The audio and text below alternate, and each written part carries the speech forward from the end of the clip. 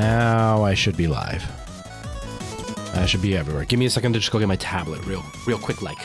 Give me a second.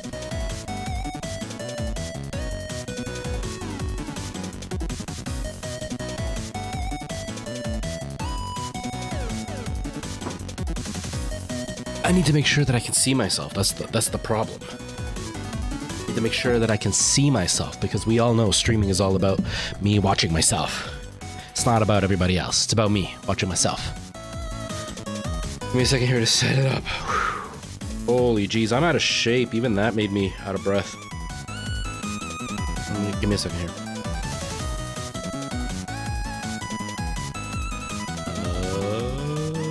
Beep beep. Toot. Okay, so we're gonna be playing some 7 Days to Die, which I haven't played in a hot minute. It's been about a week. I'm definitely gonna be rusty at it. If you recall, if you weren't here, the last time I played this, I downloaded a VR mod for the game, and it was okay. I didn't know what to do with it. I had only tried it for a couple minutes just to see that it worked, and it worked. The scale was kind of weird. If you haven't played VR before, scale is just like how big the world is in comparison to you. And the world seemed fine, but like the arms and legs were really tiny. That's not to say anything about the game itself. It's the person who made the mod just, I guess, hasn't tweaked that or figured out a way to tweak that yet. So the scale is kind of weird. I'm also brand new to 7 Days to Die, so I don't know what I'm doing. So I haven't started it in VR because I don't know how to do it. Reason I'm telling you all this is because I have such an interesting life. I gotta tell you every detail.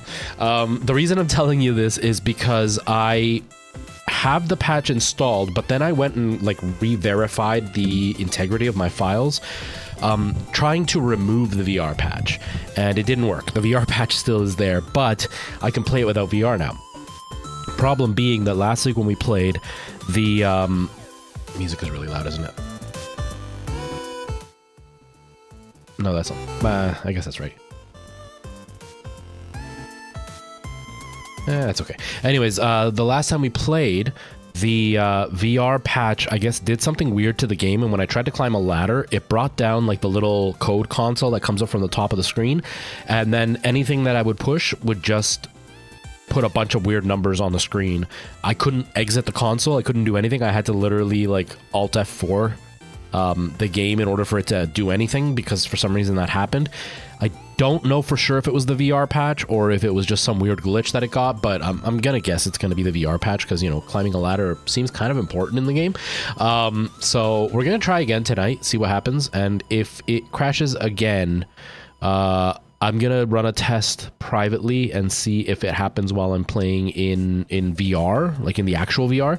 And if it doesn't, then I know that it's because of the VR patch being installed and the game not working with the patch installed. If it does the same thing, then I know the VR patch is just broken in general. I don't have to reinstall the whole game. So that's what we're going to try. We'll see what happens. Merle, hello. How are you? Yes, a Monday stream. Monday stream. I'm trying to add the extra day. It was very hard for me to get up today. And I have a long night tonight, but I'm hoping that this can become something of a normal occurrence, so I can do Monday, Tuesday, then Thursday, Friday. So that would mean 4 days a week for streams, and that wouldn't be too bad. I'm definitely planning to stop at around 3:30. It's 1:30 right now. I'm planning to stop around 3:30, make it like a 2-hour stream for now, and then up the hours in the near future. Last week we did a really long stream and I didn't mean to. This week I don't want to do super long streams, but I'm going to do them more often, so we'll see how it goes. I hope you're doing okay, Merle. I hope life is treating you okay. All right, Miguel must traverse the world of magic crazy zombie dudes. Tickfinity, connect to TikTok Live. Does this thing still work? I don't even know. I think it does. I don't know. Restream open. TikTok chat open. The Dark, hello. Nice to see you. Welcome.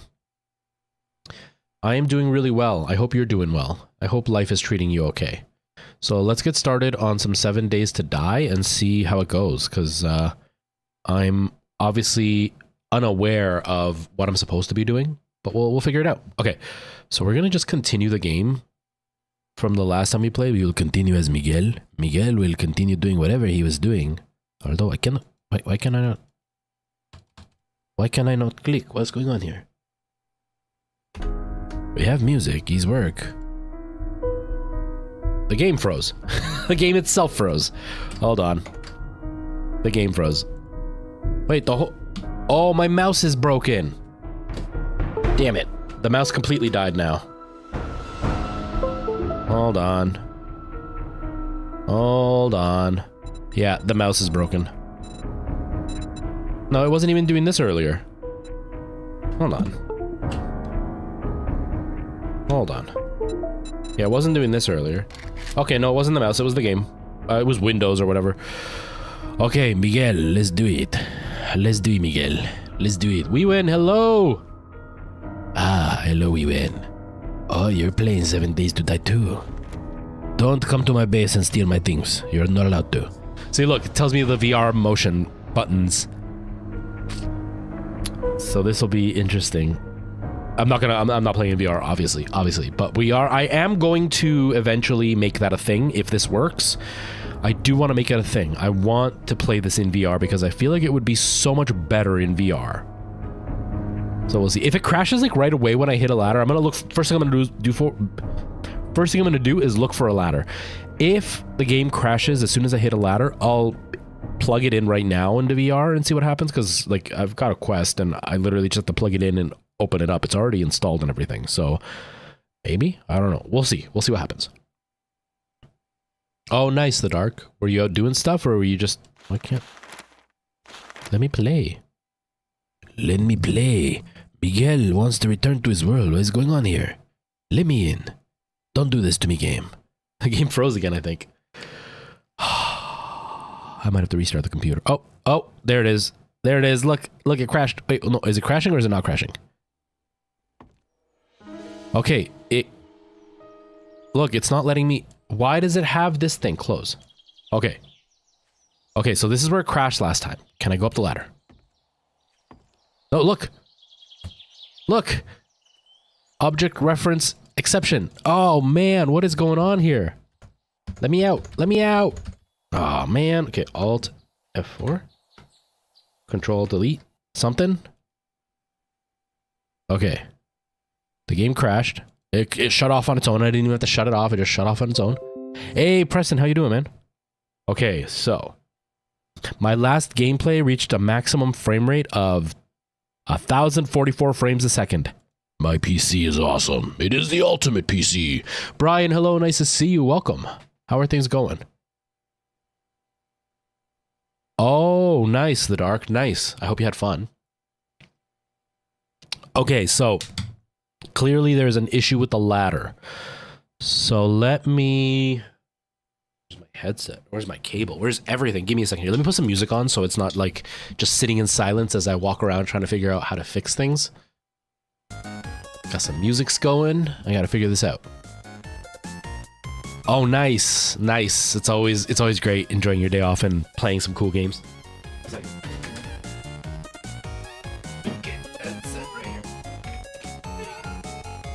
I'm not set up for VR.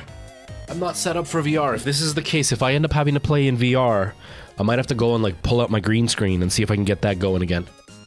I don't want you guys watch me like it's gonna be weird because I'm gonna be so far away. We'll see. We'll see what I do. We'll see what I do. You had fun? Good. You have that issues with ladders too? Really? We win. Do you have issues with ladders? Are we all like ladder deficient or something? Okay.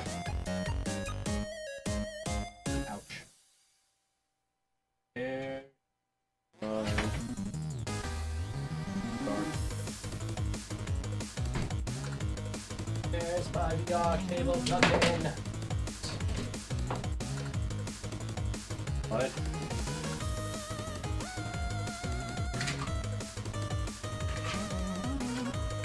This is why cable management is really important. I have no idea where my VR cable is. I mean, it's right here, but it's plugged into the wrong computer. Ouch.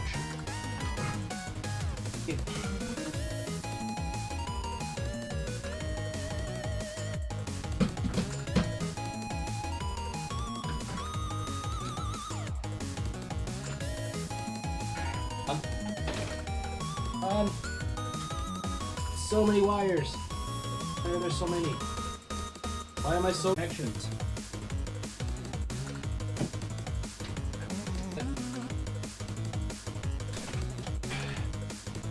Come on. How did you end up at the bottom of the pile? You're the one that I unplug constantly. Okay. Plugged in. We're plugged in. We're plugged in. Let's see what happens now. You don't like ladders. They ruin pantyhose. They're hard to climb down from. Merle climbing down a ladder in pantyhose. I don't believe you, Merle. I don't believe you that it's hard. I don't believe you that it's a problem. Give me a pair of pantyhose. I'm gonna climb down in some pantyhose. Fishnet pantyhose, please. I would like to wear those. Okay. Got the headset plugged in. This Velcro strap is broken. That kind of sucks. It's okay. All right. Glasses off. I do not want to scratch the headset. VR headset 101. Do not wear glasses if you can, because you will scratch up your headset. Now, I don't know how this is going to work because obviously chat is a concern at this point. I worked all weekend, so it didn't feel like anything to me. The only upside was I had earlier days off work, which was like I got off work a lot easier. Okay, I can't see. There we go. Okay. How can I do this so, because you're not going to be able to see my face. I don't want to smack my desk and hit my arm or something. Okay, I guess I'll turn this way. Can you still see? I guess you can. Yeah, okay. And do this. I guess you can hear me. Where's my, okay. Okay, I don't know how this is going to work. I don't know if this is going to work at all. We got music. Okay, ouch. Ouch. Oh, this might be a nightmare. This may not work for me. This may not work for me, but we're gonna try just to see if it is broken. Okay, so if I do this, and then I click here, you can't see anything right now, don't worry. Don't worry. There's nothing for you to see. Open up my quest link. I've got the boundary on my screen, so like, I've got all these lines because I'm sitting right at the edge of my room. I'm not gonna actually do this in VR today because I'm so not set up for it, but I just want to see what it looks like. Okay. Stop doing the blinky thing. Does okay, anybody who has... Oh yeah, this is the wrong computer. This isn't the one that has OBS. Oh, it's not gonna work. It's not gonna work because I can't see chat. I can't see chat even if I wanted to. Okay, well, I'm just gonna test this real quick just to see what happens. Play. Does it launch in VR? That's the real question. Or am I gonna have to install a bunch of... Yeah, I'm gonna have to install all the VR thing again. It's not gonna work. Okay, 7 Days to Die is out of the question. Out of the question. Well, that's a bummer. Oh well, I'm okay with that. I'm not super heartbroken right now. I'm just gonna uninstall the game. I'll have to reinstall it at some point. Anyways, Brian, what I was saying... Hey, Mr. FOV, how's it going? So, okay, shut up, game. I don't want to hear you. I'm very upset with you right now. Very upset with you right now.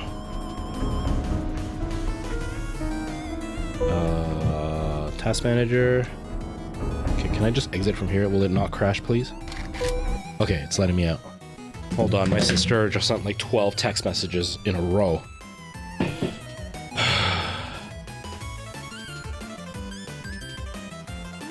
Literally just a bunch of TikToks all at once. Okay, anyways, so I'm just gonna have to delete the game. It's fine. I'm not gonna rely on it. I'm gonna have to run a bunch of tests. I don't think I'm gonna be able to do this game in VR at all. Because I didn't think, oh, I have to run a few tests to see. Because I might be able to, if I open up like Twitch and stuff, I might be able to pin the chat on screen that way. Like if I open it up on the gaming PC, I don't know, I'll have to see. Oh well, too bad. No 7 Days to Die. Let's change all our information. So, what I was saying, The Dark, it was a normal weekend for me. I didn't really feel anything special. I didn't I didn't even realize it was Canada Day till like a couple of days beforehand. And I worked. So the only thing that I got was that one of the stores that I work at was closed, so I didn't have to do that store, which was really nice. So that made my night a little bit earlier, but that was about it. That was the only benefit to Canada Day, which is not the most beneficial because I still have to work anyway. Okay, so we're not gonna do 7 days to die then. I guess we'll oh man. I don't really want to go mining. I don't really want to play thing either, but I guess we'll just play Dead Island, I guess. I can't reach the keyboard. Okay, picking on the fly. And other mouse. Other mouse. I have too many peripherals, help me. Okay, Dead Island 2. Okay. Oh yeah, I want to edit. Can I edit my thumbnail from here? I can. Cool. I wish Twitch let you pick thumbnails. I don't like that Twitch doesn't let you pick thumbnails. I like thumbnails. Gives you a little bit of customization. Where's my Twitch? Twitch. Change. The game is broken, so switching. That's what I'm calling it. Dead Island 2. I'm very disappointed that 7 Days to Die is broken. Very disappointed that I added a mod that broke the game, so I'm gonna blame the game because I'm infallible. Okay, that's that. Okay, where's my Twitch? Sorry, I'm ignoring chat right now because I'm trying really hard to stay in concentration mode to make sure everything is working the way I want it to. Don't bite me. Don't bite. Okay, if it's called live settings, why is the only thing I'm allowed to change my moderators? Why can I not change, you know, the name of the game or anything? It literally doesn't let me change the name of the game on TikTok, so I guess it looks like I'm lying about what video game I'm playing. I don't know. That seems like a really basic feature that TikTok should allow.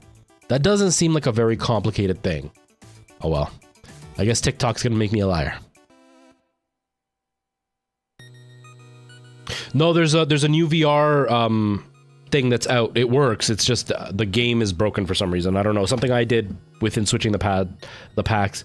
Vorpex is way too glitchy and doesn't actually implement VR. It just like it's a translation thing between VR and not. But there's a whole community that actually has been working on adding proper VR support. So like there's Left 4 Dead has Vorpex support for VR, and up until recently it was considered the good VR support game. But then they released an actual patch you could put in that will implement proper VR, where like you have actual move control and everything. The only downside is the model is literally just your shoulder and arm. So when you aim your gun, you see like your whole shoulder turning. It's really weird. So you have to disable that. But outside of that, there's different ways. But this game in particular got a proper patch with like full-blown move support and everything. And it works. I tried it. It's just I'm not set up for VR for the stream, and I wasn't planning to do VR on the stream. And then when I played the game, it has a glitch that I can't climb ladders. And so when I climb ladders, it opens up the console on screen, and it just doesn't let me exit. So I wanted to see if I could do it in VR, but the VR didn't launch because, long story short, I put the patch on for VR. I wasn't prepared for VR for the stream, so I just did the verify file integrity to play the game on stream, and I think that's where the glitch happened.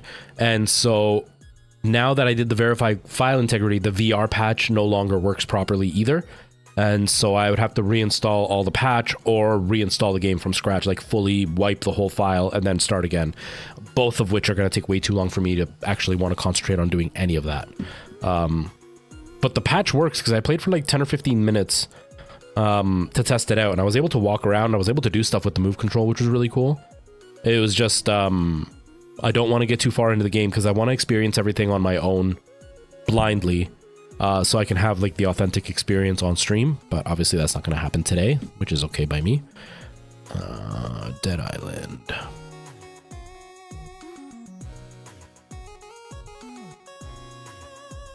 So one thing I never liked about working weekends. Yeah, so it's a double-edged sword for me with the weekend work, because obviously it means my weekends are gone, but I'm a grown adult with no friends, so a weekend job is not really a big deal to me, because it's the same as any other day for me, because I don't have friends to hang out with on the weekend anyway. And on the weekend, the places that I go and work at, they all close early, or the one place I go to work closes early, so I can start work earlier, which means I can get home a little bit earlier. Whereas if I work during the week, I would be getting home at like 6 in the morning every day. On the weekends, I can get home at like 4 in the morning, 2 in the morning sometimes. It's pretty nice. So I put up with the bad weekend just so I could get home earlier. Okay, game is on. Nose is itchy. Okay, we'll just play some Dead Island, kill some zombies. Yeah, that's exactly what it was, and that's what I intended, Mr. FOV, but I thought that by verifying the integrity, it would delete everything, but it didn't. All of the splash screens for the VR are still there, like when you load up the game. We were just watching it. It shows like the move controllers, and it tells you what buttons do what and all that. So like it only semi-fixed it. It didn't replace the files that were added extra. It only replaced the files that were replaced in the first place. So it is what it is. It's not a big deal to me. I'm not too worried about it. Okay, game capture. Where are my filters? Turn on color correction because we are playing in HDR, and I think we're good. You have Monday and Thursday off? Yeah, I have Wednesday, Thursday off. I have Wednesday, Thursday off. So I get basically a weekend. I can't complain. You know, I can't complain. It's like I said, it's not a big deal for me because I don't have friends, so I'm not really missing out. If I had a bunch of friends and they worked Monday to Friday and I worked on the weekend, it would kind of suck because I would never see anybody. But I don't have friends, so I'm not really missing out on anything. It's the same situation either way. It's the same situation either way, so I'm okay with it. Hello, Steffi. How are you? How are things? How's life? Okay, so I guess we'll just continue. We killed the big giant bodybuilder guy. We went to his bodybuilder buddy, and then he said he's not coming back with us, and now we have to head through the army camp, right? That's what we were doing, figuring out the army camp. Okay. Sorry, I'm way thrown off now. I was not planning to play this. And we were talking about this last week.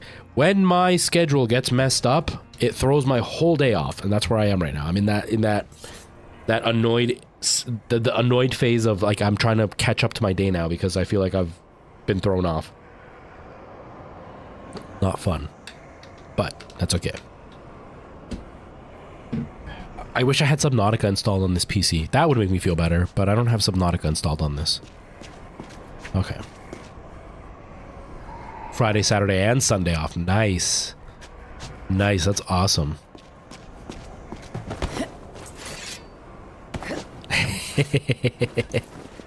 I bet you have been. I've been okay. It's been a very stressful little while. About 5 days ago, someone stole $2,000 out of my bank account. And then my bank told me that there was nothing they could do at... Whoa! And that there was a good chance I would have to wait 15 to 30 days for them to investigate. And then they would call me with their decision on whether or not they're going to give me my money back. Because my bank didn't think it was suspicious that there were like 15 different transactions for the exact same amount for some random website on a card I never use. That wasn't suspicious to them. But me saying that my money was stolen is suspicious, so I have to wait. So that's been my life. Well, that's my life so far.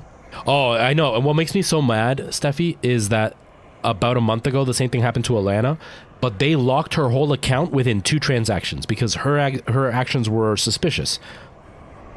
2 transactions. Mine were like 15 plus in the span of like an hour, and that wasn't suspicious to them. And when I called them, they said there was nothing they could do. They have to investigate it first. So are you freaking kidding me, dude? I don't use that card. Why would I all of a sudden use that card 15 times in a row within an hour for the exact same amount, and then call you like at the end of the day to tell you that it happened? Like, so stupid. Okay, here we go. Here we go. Here we go. Oh, you're a big boy. Oh, you're a big boy. Oh, there's a bunch of you. Oh, that's loud in my ears. Oh, the volume's loud for you too. Hold on. Hold on. Hold on. Get out of here, zombies. I'm not ready. I'm not ready. The volume is loud. Hold on. Okay. Oh, that is loud. Okay. Turn it down for you. Turn it down for me. Oh, crap. That was loud. Okay. Is that better? Sounds better. Okay. All right, let's... what can I do? Here. Ugh. Get distracted by that thing. And then, how do I switch? Hold on, how do I switch? Ah, there we go. Whoa! Uh-oh, I'm gonna die. Oh god, I'm gonna die. Oh god, I'm gonna die. I died. I couldn't heal. I couldn't heal in time. I couldn't heal in time. I'm so good at this game. I'm the best. I'm the best. Anyways, but outside of that, Steffi, things have been good. I'm feeling tired today. But not because I'm actually tired, more because I... What the heck? Whoa! I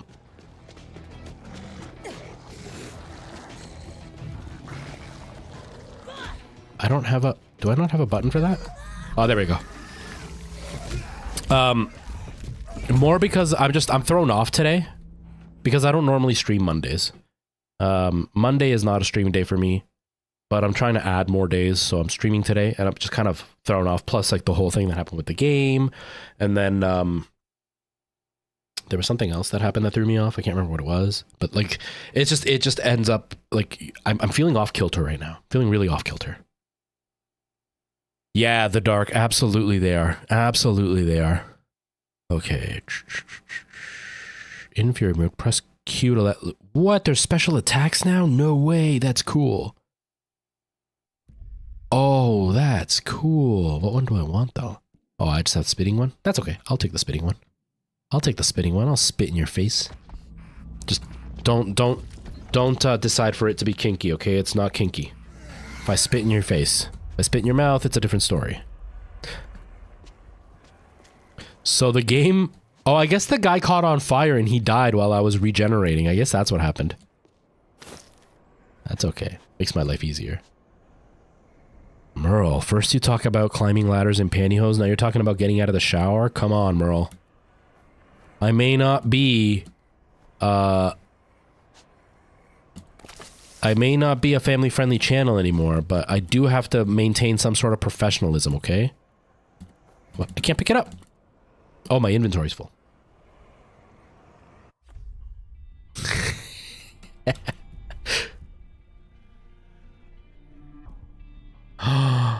You brought me into the shower. Guys, Merle brought me into the shower and I missed my opportunity. Missed my opportunity. What's wrong with me? Jeez. Ladies, you could tell how super smooth I am. I'm irresistible. Clearly. Let's make some space in our inventory.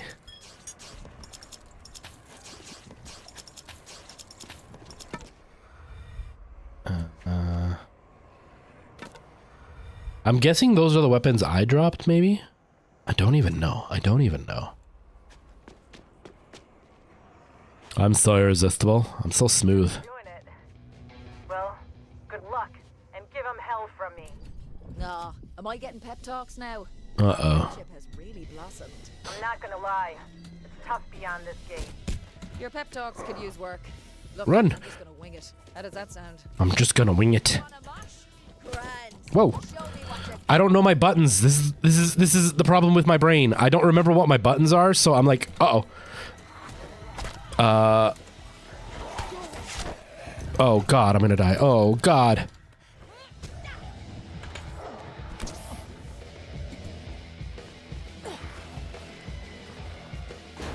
Okay, I think we're okay. Oh, kill them all. I don't really have a fury button, so we're just gonna kill the biggest one. Oh god, that wasn't enough. That wasn't enough to kill them all. That wasn't enough. Where's my block button? Okay.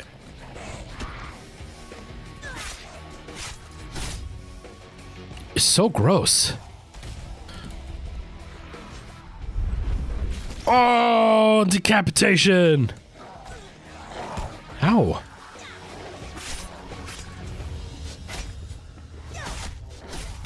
Heal! Knock them all down!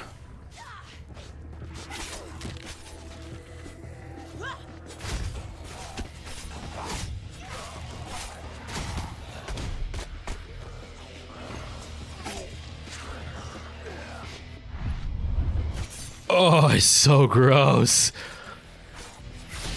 100% panic mode has been engaged. Heal! Boom. This isn't as bad as earlier. Earlier, the last time we played, when we were surrounded, I got killed so many times. This seems a little bit more fair. Give me fury mode. Give me fury mode. Come on. How's my frame rate? Frame rate's okay.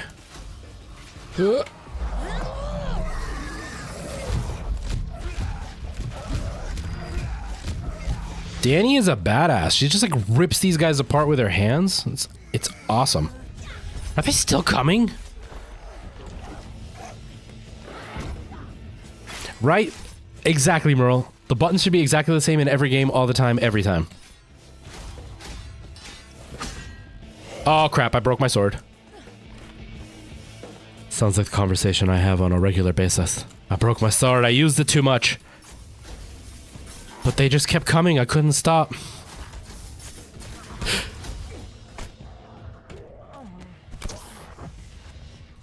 Oh man, if 2 years ago, Retro for the first time would hear myself talking now.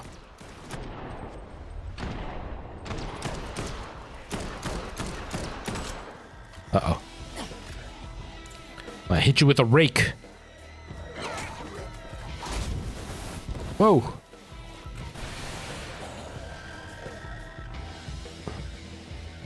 Yes. Merle, we pretty much went on a date. He took me into the shower. And now we're gonna sit on the TV. This is becoming quite a date, jeez.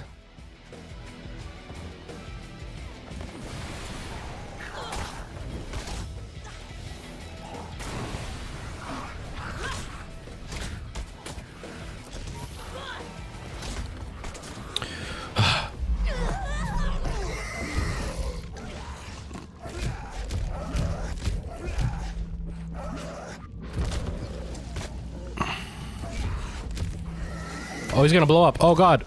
I got too close. It's okay. It's okay. I like weird dates. I like weird dates. Oh, I'm dropping frames like crazy now. That's my last health. Blow up. Kill them. Yes.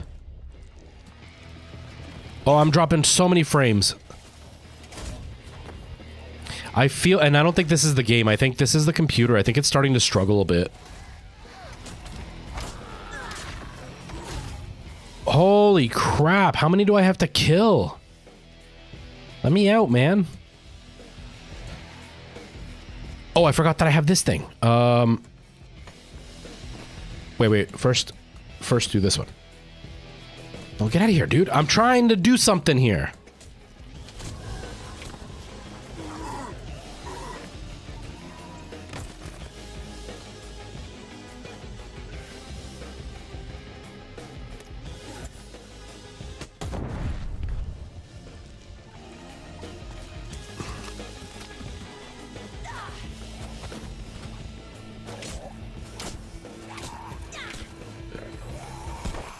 Oops.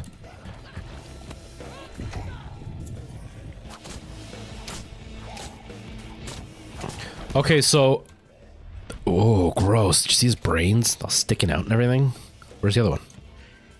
See my Okay. Effort, boys. I'll be phoning your parents. So, I will say, this is the first time we've gotten, like, full-on hoarded. At least that I can remember, to this degree anyway. In the hotel, there was a pretty decent sized horde, but like that was it felt fair.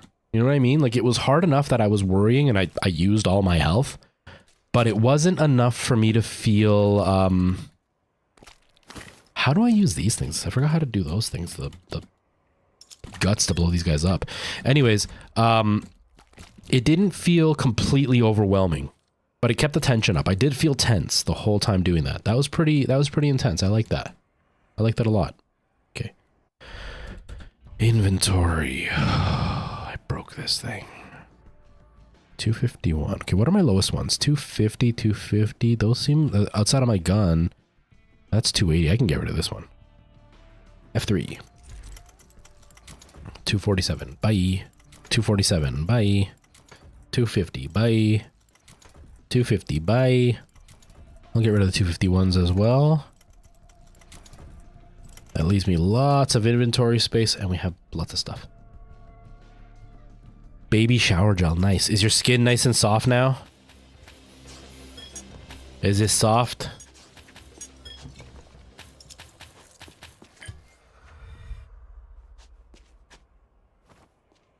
I'm still trying to figure out my own skin routine. It's so annoying. I love soft skin, and my skin just does not like to play along. It's so soft.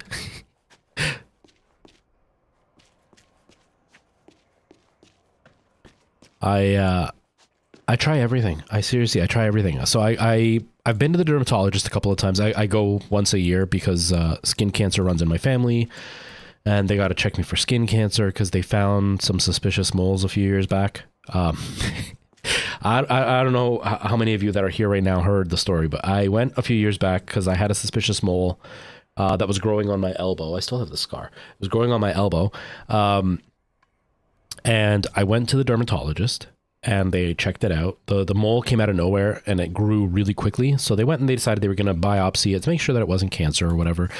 And so they took the biopsy, and then like 4 weeks later, I get a phone call from the doctor because they had called the place that does the biopsy and the biopsy had never gotten results back.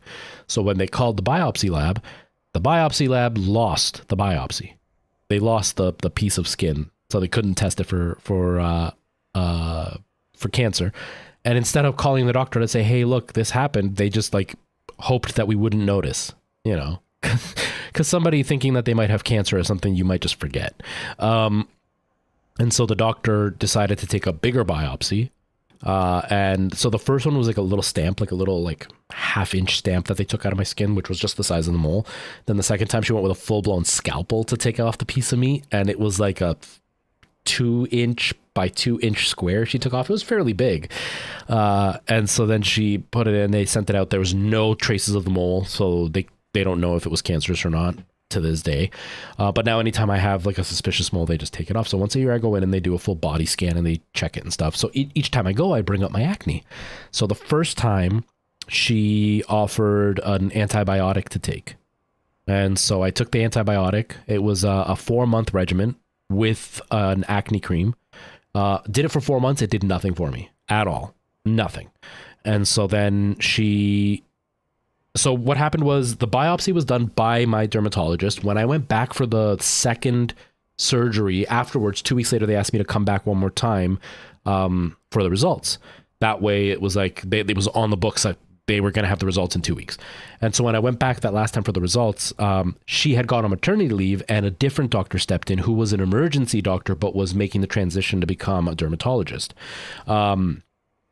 And so she was the one that gave me the antibiotic and the face cream or whatever. Didn't work. And here in Canada, dermatology is not covered under the Free Healthcare Act. It's only if it's medically necessary, like cancer treatment, but acne is not. So I just, whatever, I did the treatment, it didn't work. I just let it go. Last year when I went back, I told her, and she's like, yeah, I can see here in your file, the dermatologist is back at this point. She's like, I can see in your file that you tried this. She's like, that's not really a great treatment. She goes, and I don't think you have acne. I think you have rosacea. So she gave me a rosacea cream. I even made a joke on Twitter, and of course, an anti-science moron came after me thinking that I was being serious.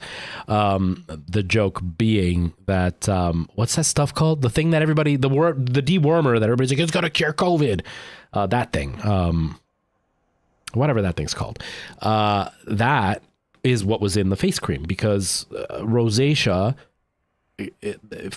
they're starting to see in many cases it's caused by a certain bacteria that just excessively grows on your face versus how the normal population has it, because everybody has this bacteria, but when it goes excessive, you get rosacea. And so they gave me that, and it helped a bit. It made my face so soft. So beautifully soft, even though it's supposed to be really drying for your face. It made my face like baby soft, but it didn't fully help with the acne. It reduced the redness in the acne, but the acne continued. So that's two different dermatology treatments that have both not worked. I have started to wash my face twice a day with a cleanser. Right now, what I'm doing is I'm back to the washing my face, and I'm using Clearasil astringent thing, and I also use a Clearasil face cream. I also bought some acne stuff from Amazon that I put on every single night. Like, I'm trying everything and just nothing works. It's so frustrating. They did want a chunk of me. They did. See, it's not only you, Merle. You better treat me well, because obviously everybody's fighting for a piece of me. Everybody wants a little piece. The dermatologist didn't get enough of a little piece, and she wanted a bigger piece. But I've tried everything, and it just doesn't work. And like I break out here. Now on my eyebrows, I will say that I think it's the VR headset that's causing it. I do disinfect it every night. I have it over there. I have like a disinfecting spray that I use and everything. But I still get acne. My skin's just really sensitive and breaks out in acne if anything's touching it. But it's just so frustrating. Like I wash my face twice a day. I use an astringent. I use face cream. I use the face cream has salicylic acid, which I use during the day. And then at night, I've got one that has some other type of acid, and nothing at all. It sucks. It sucks. It really does. At 18, I was told by my mom that by like 25, your acne's going to be gone. Don't worry about it. It's going to be fine. I'm now 37 and nothing. Wait, hold on. I want to hear what she says. Here. Oh, yes. Serling Hotel, here I come. I don't know, Danny. Have you seen those Dateline videos where they use the black light to check the hotel beds? I don't get that excited about sleeping in a hotel. I just don't. Knowing that like some stranger was sleeping on there. I mean, if it was a stranger like Wewin or Merle, maybe I'd be okay with that. No, it's just ugh. Acne is just frustrating. It can be painful. The dark, it can be really painful. And it can just be like embarrassing, because like the type of acne I have is, it's very like, it can progress really quickly or it can progress really slowly. So like I've got this pimple right here that's been going on for like a week and a half now, and it finally burst and it's dried out and doesn't hurt anymore. But up until like 2 days ago, it was hurting. But it stayed red. It didn't really do anything. But then I woke up in the morning, my nose was perfectly fine. By the time I was at work, I had a giant whitehead on the side of my nose. And I didn't know it was there till I went into the bathroom, and then I saw it. And then I continued working, and then by the end of the night, I had this big splotch of blood where it had burst for no reason and just bled all over my nose, and I didn't realize it because I couldn't feel it, because I sweat at work, so I didn't feel the moisture or anything. So it's embarrassing when like I go to like the drive-thru and I've got this like big whitehead on my nose that I don't know about, or I've got, you know, blood all over my face and I don't know about it. That part's really embarrassing. And people assume that like I don't shower or I don't wash my face because I've got acne. And it's like, man, I shower every single day and I wash my face twice a day. I just have horrible skin. So that part sucks. Outside of that, I don't really care. The other part is like I get left with scars. Like my nose is full of bumps from all the scars that I have now. And there's not really anything that can be done unless I want to pay like $500 for a chemical peel. And I don't have $500 for a chemical peel. There you are. So, oops. I didn't mean to do that. Did you hear me? No, you didn't. Okay. Oh, you kind of did. So it's like that's a lot of money for a chemical peel for something that may not even work. Because the truth is, they don't know if the chemical peel is actually going to help me in any way, which is really frustrating. Because I wish I could do something about my nose.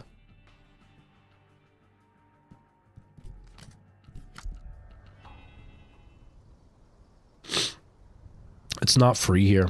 It's not free here, Muro. I would have to pay out of pocket. Acne isn't considered medically necessary here, and neither is your teeth. You can literally have your teeth rotting in your mouth, which we all know is a very high risk for like heart disease and stuff, and it's not considered medically necessary here. Even depression. Like when I was at my doctor's a couple days ago, I went in to get the refill for my ADHD medication.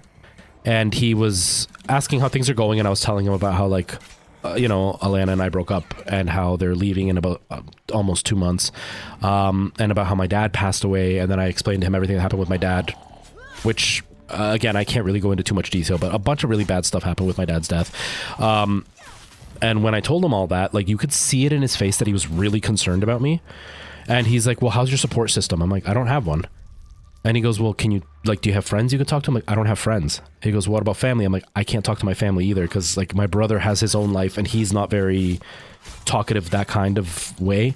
My mom has zero interest in talking. Like, so I've got nobody. I've got no support system whatsoever. And he's like, okay, and when your ex leaves, who's going to be your support system then? I'm like, literally nobody. I'm going to live by myself with no friends. Like, I'm literally alone. And you could just see it in his face that he was really, really concerned. And there's nothing you can do because that's not considered medically necessary. No therapy is considered medically less necessary here. So like Canada, although we have free healthcare, it's not a very good free healthcare umbrella that we have. It's like the most medically necessary. Like if it's going to kill you tomorrow, then they're going to worry about it. But outside of that, they're kind of like, as long as it doesn't kill you right away, then it's okay. So something like acne is not even on the radar in Canada. It's pretty frustrating. It's pretty frustrating because, like, the truth is, the effect that your self-esteem has on your whole life is pretty high, but they don't see it that way here. No bother. Yeah, it could totally, definitely be worse. Oh, absolutely.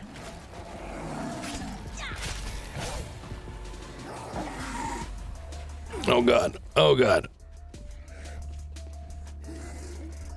Man, there's so many. Oh wait, I've got rage. I've got rage. Ah!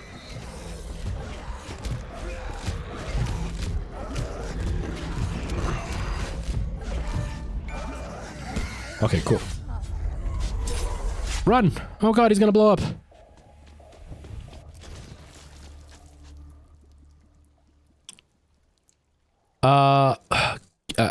All I see is a kitty face for your name. Are we talking about the health insurance one or the life insurance one? Is that the video you're talking about?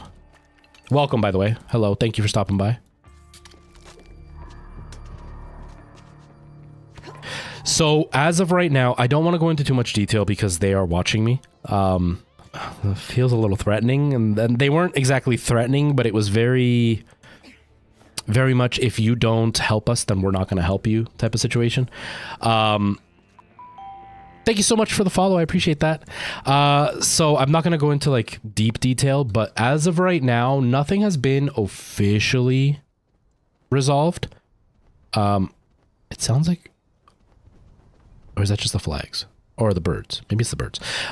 Nothing's been officially resolved. They are still working on it. Basically, it's really complicated, but my dad had a stroke about 3 years ago. He refused to go on disability because for him, working was like a sign of manliness. And my dad was very old school, machismo, Latino, right? And so he was very much into like, I don't want to stop working because I need to work and to show that I'm still valuable or worthy of living, basically. So he refused to go on disability, but he was in and out of disability because after a few weeks of him working, his body just couldn't keep up. Well, with everything that happened with the life insurance, you know, once they actually stepped in and started investigating, they realized that he'd been in and out of disability. And so they're like, we're going to work on it. We're going to get everything ready. But they refused to progress the file until they knew the exact dates my dad was in and out of disability. And obviously they can't take our word for it. They need proper filings and paperwork and all that. And the guy who's in charge of the disability stuff at my dad's old job is somebody who only checks his email like once every couple of days. He doesn't check it every day. And they didn't tell us that they weren't going to move forward with the file without that information. They just assumed we knew that. So after a couple of weeks of us sitting and waiting, we contacted them. And they're like, oh yeah, we're still waiting for them to call us back to tell us about the disability stuff. So up until Friday, we had no idea about that. So we were just sitting and twiddling our thumbs waiting. So we've been in contact with the disability guy. He is now going to be contacting them during this week for them to actually move forward with the file. And then hopefully it'll be resolved. Again, we don't really know because they're not telling us anything. They're really leaving us in the dark. So I'm hopeful it will be resolved, but I don't want to say it is because until that file is closed and the money is in our hands, I can't even you know, begin to believe them. I just don't want to go public with it because they had already kind of said, you know, if I didn't take the video down, they weren't going to do anything with it. That it was not that they weren't going to do anything with it. Their wording was, if the video is up, it's harder for us to convince the higher ups to say yes. But if you take it down, it shows a sign of good faith and it'll make them more willing to, you know, help expedite everything. So I don't want to talk too in detail, especially like in a video publicly, because obviously there's only, what, 6 there and 5 there. So there's like 11 people watching. It's not like a semi-viral video for them, so I'm not too worried about saying it live, but like they're I'm hopeful it'll be fine because I think they really don't want the bad propaganda, especially because the video was gaining so much traction in such a short amount of time. It was on traction to become like a full-blown viral video, and I don't think they want that. So I'm really hopeful it will get cleared up, but it still hasn't. I still haven't touched the GoFundMe. It's still sitting there. Like the money that everybody has donated is still sitting there. My plan is still to refund it or to donate it somewhere once everything is settled. I just don't want to do that until I get a proper answer. Because if they say, yeah, everything's fine, don't worry, just hold off. And then I refund the money and then they're like, just kidding, it didn't go through. We borrowed a ton of money for my dad's funeral, which is this weekend. We borrowed a ton of money for it. We have to pay everybody back. And so at least if they say, haha, we're kidding, we're not giving you the money, at least I have the GoFundMe to pay everybody back for the funeral. But if it does go through, then I can refund all the money and everything's, you know, copacetic and done and over with. And it's just a bad chapter in a pretty bad situation. And I can at least give them the acknowledgement that at least they corrected everything that went wrong, although it shouldn't have gone wrong in the first place. But that's kind of where I am right now, which kind of sucks. Hello, Symbol. How you doing? Welcome. Yeah, Brian, it delayed everything, which is so frustrating because, like, had we had known, we would have gotten the guy at my dad's job to, like, do everything right away.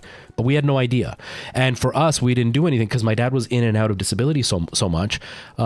We just figured, you know what? It's a few $100s because he had protection that if he got disabled, he didn't have to pay his premium on the life insurance, and that it would still be covered.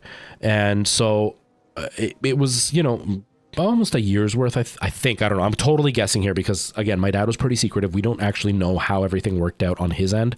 But, you know, like a year's worth of premiums it might be like $1,000, maybe a couple $1,000, even on the high extreme, $5,000 worth, which is like on its own is quite a bit of money. But when we're talking about the life insurance, it's nothing compared to the rest of the life insurance. It's like, I don't understand why hold up everything for, you know, $5,000 when they could have put that aside, done everything else, and then been like, okay, now let's worry about that extra bit of money.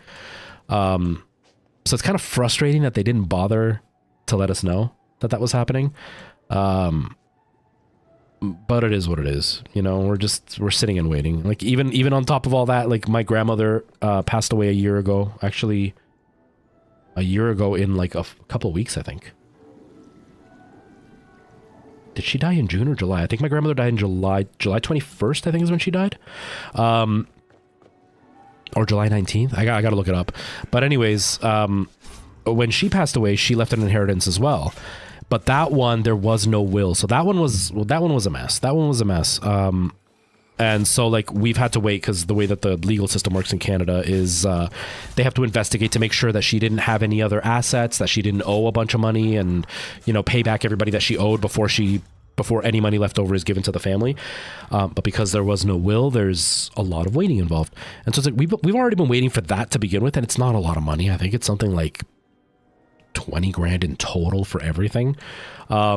But it's like it's one thing after another. Like it's been one thing after another. But like with my dad's, it was supposed to be smooth. It was literally supposed to be all set and done because he made sure everything was taken care of before he passed away.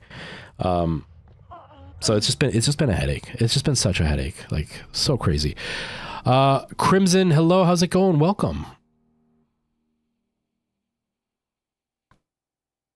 Hold on. Half your chat messages are covered by TikTok. Oh, mouse is freaking out. What's going on here? That was weird. My mouse is slowly moving on its own. Weird. There we go. Nope, it's still moving. I don't know. It's a long time no see. Chatted how long I've been offline for 10 months, but I'm back. I've improved my life. I'm still improving to the future. Better control myself.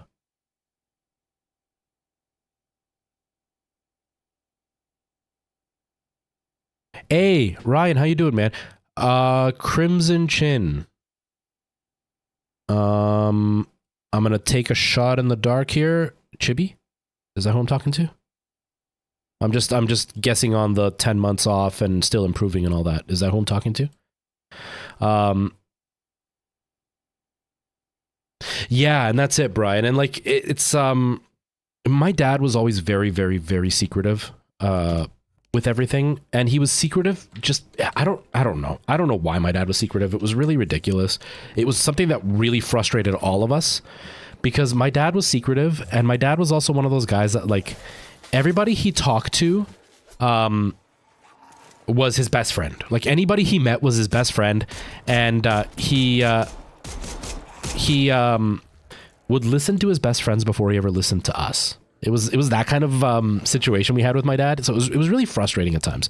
But then he would be very secretive about what was going on because he didn't want us to lecture him or get mad at him or any of that kind of stuff. But with his healthcare, the big problem was that he didn't want to admit that he was weaker than he was letting us on to believe, if that makes sense. And so like we would ask him if he was going to go see the doctor, and he'd be like, yeah, I went to go see him. And then when we'd ask, what did the doctor say? Nothing. He said everything's fine. But then he'd be back like 3 months later to see the doctor again. And it's like, the doctor's not going to ask you to see you every 3 months if everything was perfectly fine. You know what I mean? We all knew something was going on, but he refused. And my dad, Latino culture in general, it's very much, not only is it like patriarchal, where like the dad is in control of everything, but it's very, the parents are always your parents. It doesn't matter how old you are. Like my dad would still lecture me. Shut up, Siri. My dad would still lecture me now about stuff that I bought. I'm 37 years old, and he would still lecture me about things like I was a kid. Do you know what I mean? And that's just how it is. And so if we asked him questions, he would yell. And then that was it. We would just shut down and be like, okay, we can't, I don't know what to tell him. So we never really knew what was going on. Right. And so by the time he was dead, it was up to us to investigate where everything is. Like even the papers from when he sold my grandmother's house, we don't know where he put them. I think my brother found them now, but we don't know where he put them. And there was a big problem where the guy who bought the house, this is how messy things get. Like this is how crazy it gets. It sounds like a freaking story. The guy who bought my grandmother's house was doing the deal with my dad. Everything was between him and my dad never told us anything. Turns out that my dad never canceled the gas and electricity bill at this house. And the guy knew this and just continued to use the electricity and gas under my dad's name and didn't pay the bills. And so after my dad died, about like 2 weeks later, my brother got a phone call on my dad's cell phone saying that he had to pay this bill because they got the death certificate saying he was dead and that the bill needed to come out of the estate. My dad didn't have an estate. And when we called the guy's like, oh yeah, no, I thought he changed it. I had no idea. You had free gas and electricity for a year and you had no clue it wasn't under the old guy's name. Like you committed fraud and you stole money from a dead guy now. And so like this is the kind of messes my dad left behind because he was just so secretive about everything. So going through like the disability and stuff, we don't know when he was and wasn't on disability. We don't know when he was or wasn't allowed to work, and we don't know. So it's been a huge mess. So when the life insurance is like, we need all this info, it was like, we don't know the answers. Like, I don't know what to do. Just give us the life insurance. We're okay with everything else. Like, take your time with everything else. But like, we're trying to pay for his funeral. So it's been a nightmare. It's been all a huge nightmare. You know what I mean? Oh, Goku, how you doing? How are you? Yeah, right. It was really frustrating when my brother called him and he's like, hey, you didn't change the bill, blah, blah, blah. And he's like, oh, I didn't know. He was pretending. My brother's a lot nicer than his wife is. And I don't mean like she's a jerk. I mean like she's willing to just like shoot straight and say what she needs to say. Cause she's very good at dealing with like customer service. She's on the border of, she knows how to turn on her Karen mode. I'll say that. And so while he was saying all that, she took the phone from my brother. She's like, you know, he's dead, right? You committed fraud against a dead person, right? Like you need to pay this bill because we're going to come after you for committing fraud on a dead person. And then instantly the guy like went into panic mode, but like, yeah, scumbag, complete scumbag.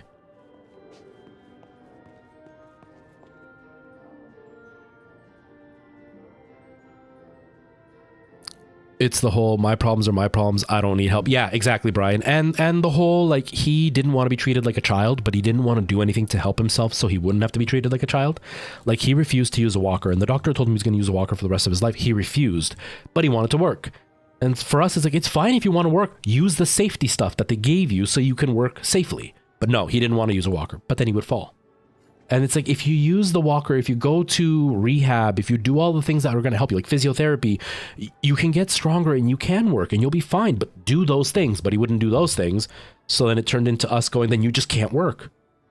And then you can't drive. And he would feel like he was being treated like a child. But if you did the steps to protect yourself, then we wouldn't have to do the steps to treat you like a child, because you could still do all the things you wanted to if you just did what you needed to. So he would just keep everything a secret because he didn't look at what he wasn't doing. He looked at what we did to him. So it was an extremely frustrating situation to be in. I don't blame him. You know, he came here when he was 21. He raised himself. So like the mentality is impossible for him to step away from. Like I've kind of mentioned it in passing, but like my grandmother, when she met my grandfather, I think she was like, I want to say she was like 17 or something. She might have been a little bit older. I don't know the exact age she was. But when she met my grandfather, it's a really not well kept secret that she was pregnant with my aunt. So it's pretty well known that my grandfather was not my aunt's dad. But he raised her. And then they had their kids together. But both of them had affairs the whole relationship. They got married when my grandfather was about to die. Like my grandfather died in his like late 80s, and they got married right before he died because he had really severe Alzheimer's, and this woman was taking advantage of him. This woman in her 30s was with my grandfather, who was 86 with Alzheimer's, because she wanted his property. And so my grandmother went out there and married him. Even though they weren't together anymore, she married him so that way this woman wouldn't come and take everything that my grandfather had worked for his whole life from his family. So like this family, they were messed up. So they never raised their kids. So my dad raised himself. He started drinking and smoking at the age of 11. He put himself through school. He was in medical school in El Salvador. Then he came here and put himself through school in Canada, became a mechanic out here, went to college and everything for it. Then, he started a business as a car salesman, and like he did a bunch of stuff. He had his own mechanic shop for a while. And so like my dad was always self-sufficient in every way. And so when the stroke hit and he was no longer self-sufficient, it very much was hard for him to rely on his family because he could never rely on his his own family, he felt like he couldn't rely on us, or he shouldn't have to rely on us. If he felt like he was a burden to us, even though, you know, had he grown up in a healthy household, he would have realized that that's what we're there for. So it was something he couldn't avoid, because in the end, his parents were horrible parents. And so it's like, it was inevitable he was going to react the way he did, which really sucks. But it left us a huge mess to clean up after he was gone. So it was pretty frustrating. It was pretty frustrating, to say the least.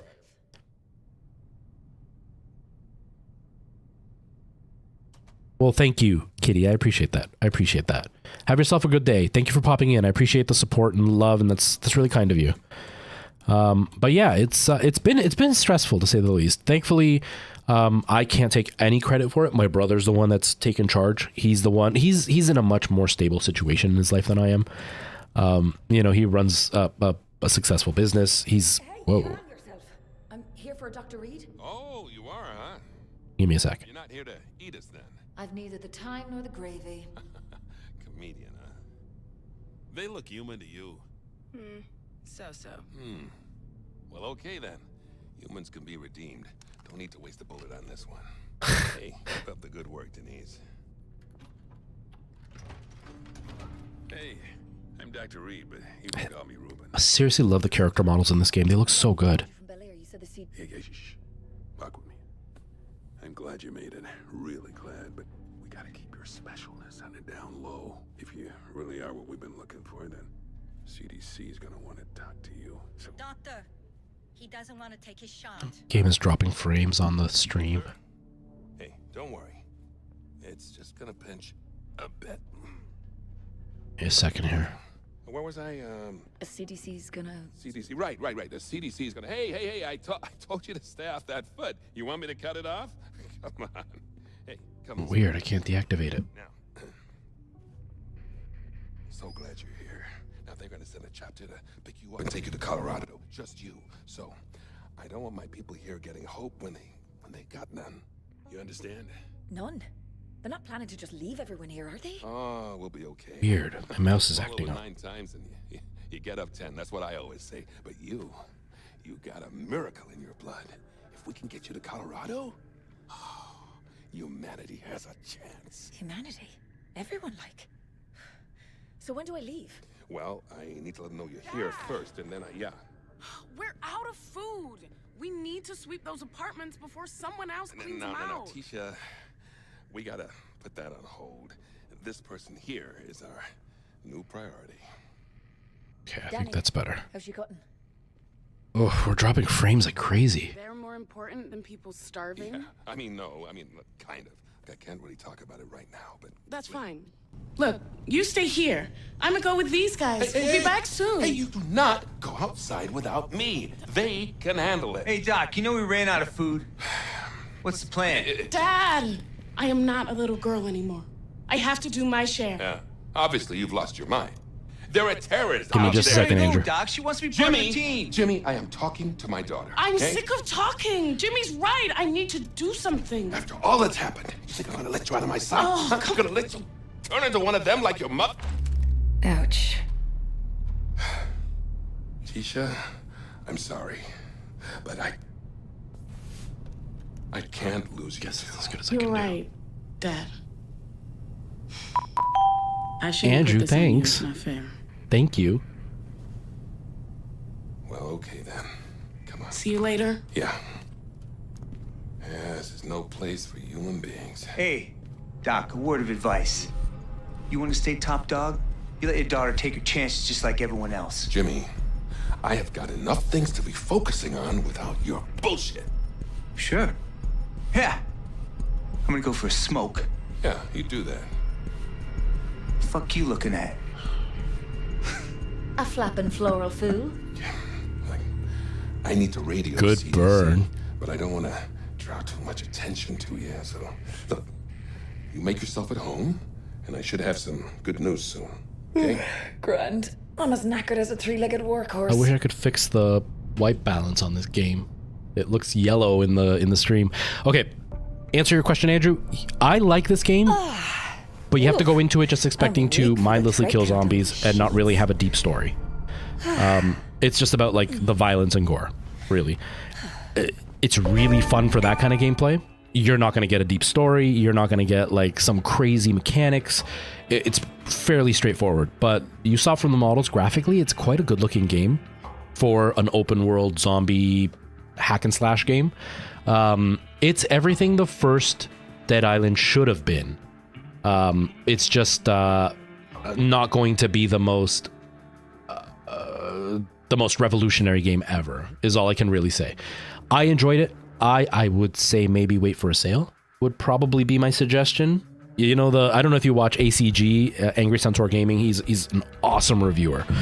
He's one that I really trust with the reviews. I feel like he gives a very fair shake to most games and gives you a breakdown that, even though at the end he'll give you his opinion, the breakdown is enough for you to build your own opinion at the end of watching him give his review. But he gives the, what is it? Buy, wait for sale, deep sale, and ignore. I would say this is wait for sale. It's a good game, maybe not $100 Canadian worth good game, but like $40 for this game would totally be worth it. I think it's a really fun game. I'm really liking it. Outside of that, how you doing? I hope you're doing really well. I understand. I think it's a scam. Long time away.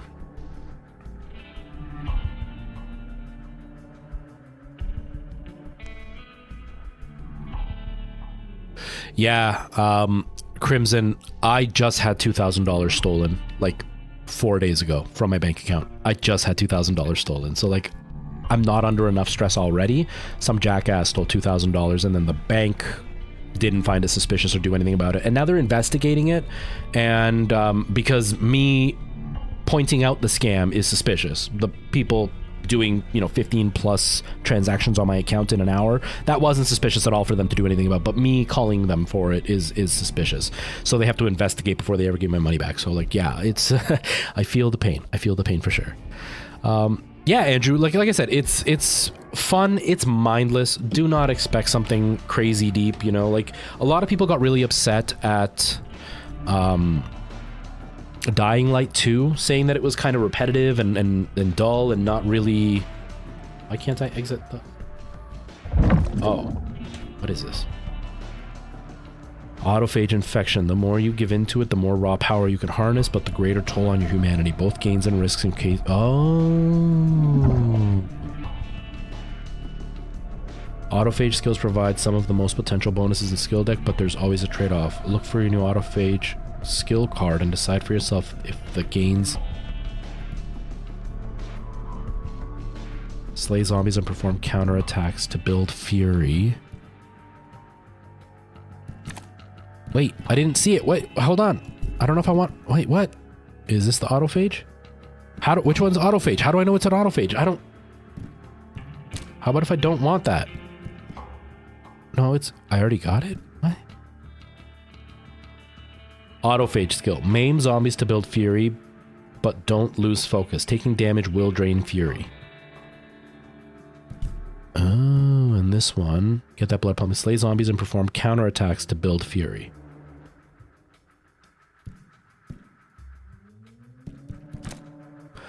Oh, so if I equip it... it can add autophage at the bottom, but it doesn't tell me what the downside was. No worries, Crimson, no worries. You were gonna unsub because my face wasn't there. I'm sorry. I'm sorry. Oh God. It's usually the other way around. How you doing, Preston? How are things going, man?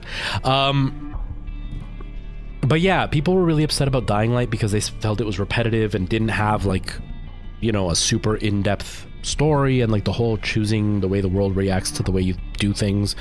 It wasn't as deep as they made it sound. This doesn't have any of that. But I don't think this one got the flack that Dying Light got, because Dying Light promised to be a game that it wasn't. That it was going to be this deep story and intricate world and all this. It's a zombie slasher. You can't expect it to be that kind of a game. Like, zombie slashers aren't really made for that. This leans into this is a zombie slasher. It really leans into like the Dawn of the Dead, Day of the Dead style movies where like it's about the gore, it's about watching people panic and do things that we would all consider disgusting. but we all know what happened, especially after the last 3 years. We all know people would react exactly like it is in Dawn of the Dead and all that. But it really leans into that, like, this is a B horror movie, and it wears it proudly. And if you go into it thinking that, you're gonna really enjoy it. If you go into it thinking you're gonna be watching something that is much more in-depth, like if you're going to be watching something like Train to Busan or the Squid Games, where it's like a deep psychological, like emotional journey, you're not going to be happy with this. But I think it's a great game. I think it's awesome.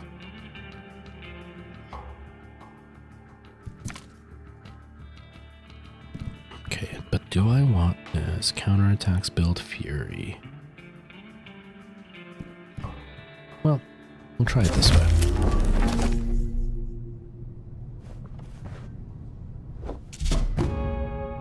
I tried to change. Oh no, I did change it on Twitch. I guess it didn't. What? It didn't update on Twitch. Why didn't it update? I switched it. I switched it on Twitch. Let's try again.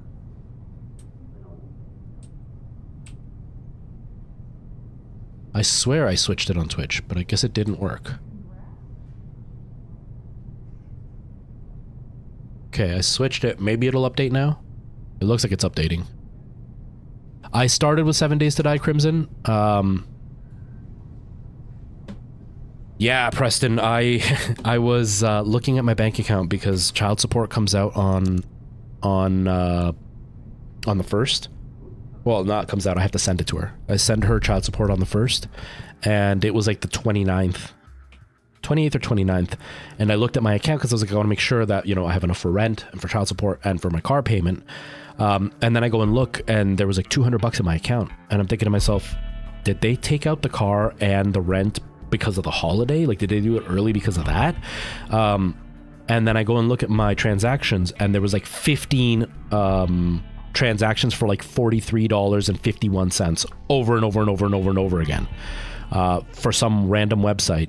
And I was shocked. It was like 1 in the morning because I work night shift. I'm not up during the day. But I didn't get any alerts. They alert me when I go to McDonald's.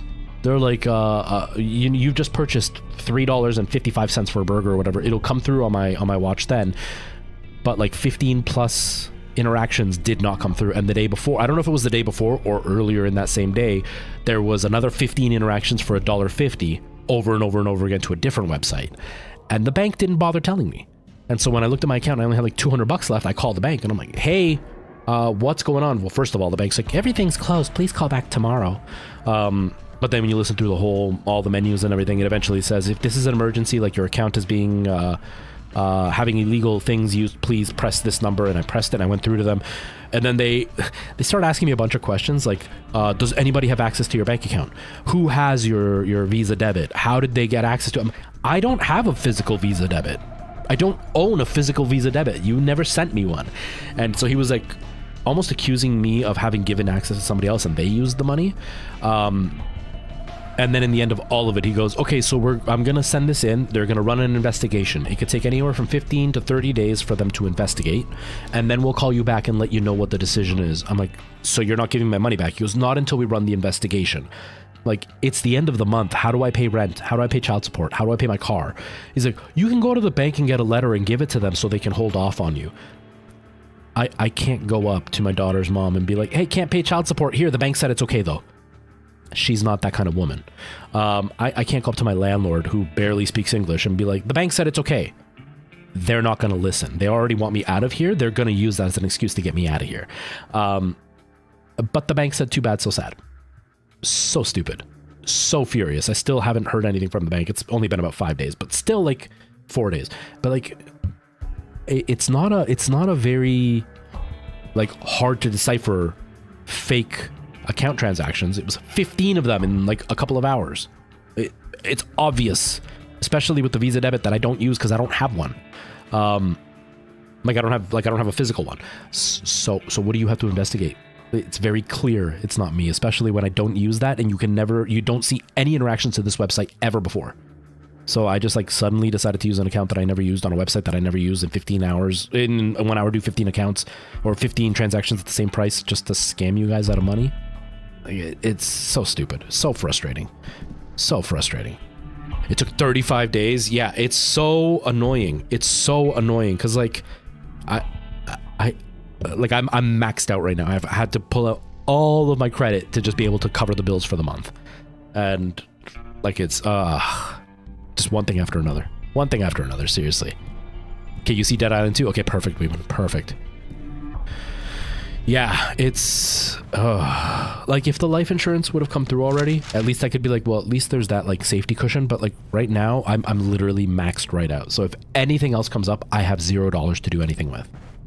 So it's just been one thing after another. Like I'm stressed to the maximum right now. Needless to say, I've been playing a lot of Subnautica just to keep myself, you know, entertained. I'm up to 24 hours now, Preston. 24 hours in my file for Subnautica. I'm loving it. Loving it so much. You're a jerk, buddy. You're a jerk. You're a jerk. Man, but look at these characters. Like, the models are so good. They really like upped their game with the models. If this is where we are right now with a game like Dead Island, which is not Nah, poor fella. Feeling left out. a graphical powerhouse, you know, when you think about like a high graphic game, you think of a AAA first party game like Last of Us, like Horizon, a third party. It's a AAA game, but it's like, you know, one of the niche AAA games, so it's not going to get the same love and care. But the models look this good. Honestly, we're at a point now where we're going to start getting like the most realistic models any day now. I am so excited for where gaming's going to go graphically. I'm a big graphic whore. I don't care about frame rate. I don't care about resolution. I am all about make it look as beautiful as possible with as many bells and whistles as you can get in a video game. And we're in a really exciting time right now where games are starting to look insanely realistic. I'm loving it so much. So much. Ah, so exciting.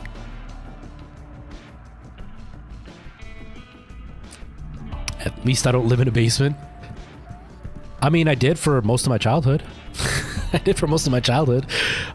We bought a duplex when I was a kid. My parents bought a duplex when I was a kid. And they, it was a triplex actually, and they converted it to a duplex. My aunt lived upstairs, we lived downstairs. Our living room and stuff was on the main floor, and our bedrooms were all in the basement. That really sucked. I hated it. I will never live in a basement again. Ever. Ever. I hated it. I hated it so much. I don't go outside. I hated the... Oh, no. No thanks. No thanks. Okay, I don't even know if there's anything worth buying or anything. Jeez, dude, your stuff is expensive.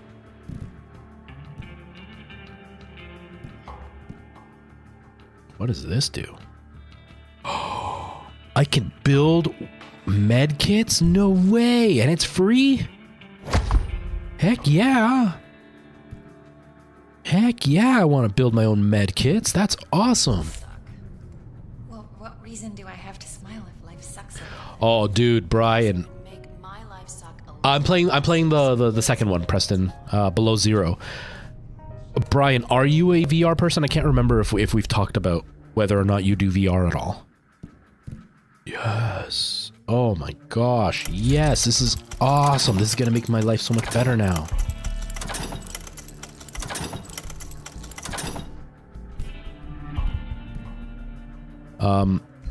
But yeah, Brian, I'm a very big fan. You just bought a VR set? Okay. Depending on how good your VR legs are, I would say wait until your VR legs are really solid, because Subnautica is very nauseating. Like, very, very nauseating. Because it's obviously not made for VR. Subnautica 1 was made for VR, but it was made during their initial... when they were like in the... I can't remember what they call it. Like the green light thing that they used to have on Steam, where you could like, they could build a game, have people play it, buy it, and they could like talk about what they needed to fix before they officially launched it. When they were doing that, they were doing VR support for Subnautica 1, and then they kind of just stopped developing it. So the VR support is really broken, but there are some really simple mods. All you have to do is download the folder and then put it into the main gameplay folder for Steam. It only works for Steam. I think it might work on Epic. Doesn't work on the Windows editions.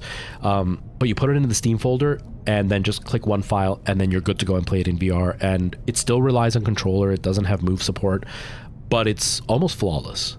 And incredibly nauseating because obviously like you're tilting and like in weird positions, and as soon as you get into like the sea truck and stuff, you feel the world is tilted. You feel very nauseated very quickly, or sometimes you think you're going straight but it turns out you're going up and you get like thrown off.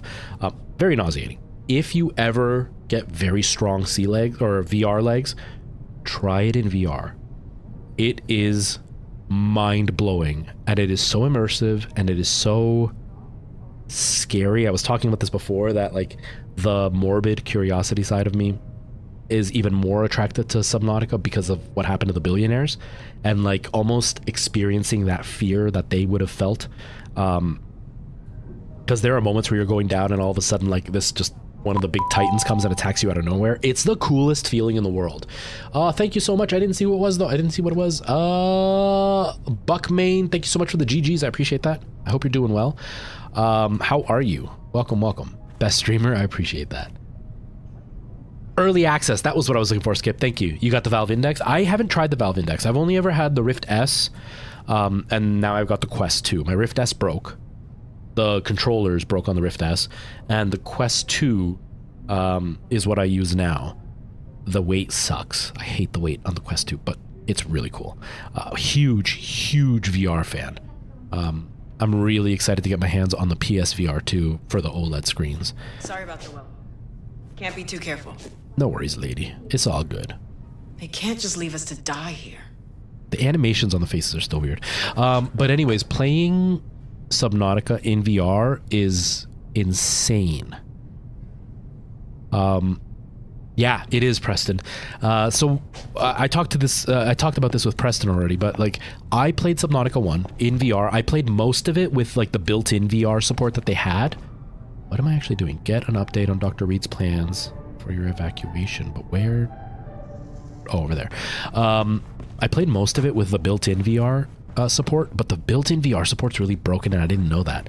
For those who haven't played Subnautica at all, you're the first one. You're a guy that's like your big spaceship crashes onto this uninhabited water planet, and it's your job to try to escape and survive.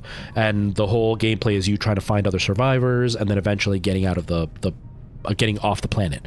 And part of the mission is to go back to your destroyed rocket ship to find some special component that you need. And I went and I kept randomly dying. And I didn't know why. Like, I'd literally be walking, all of a sudden I'd be screaming, and I'd fall down, and it's like, you're dead. And I couldn't figure out why. And so I was really frustrated. And so I went and Googled a video on what I was supposed to do, because I thought maybe it was like radiation or something that I needed to protect myself from.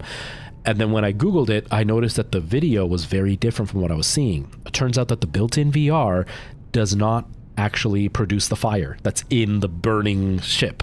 I didn't know that. So I would just walk in a room and I would die, and I was walking into fire.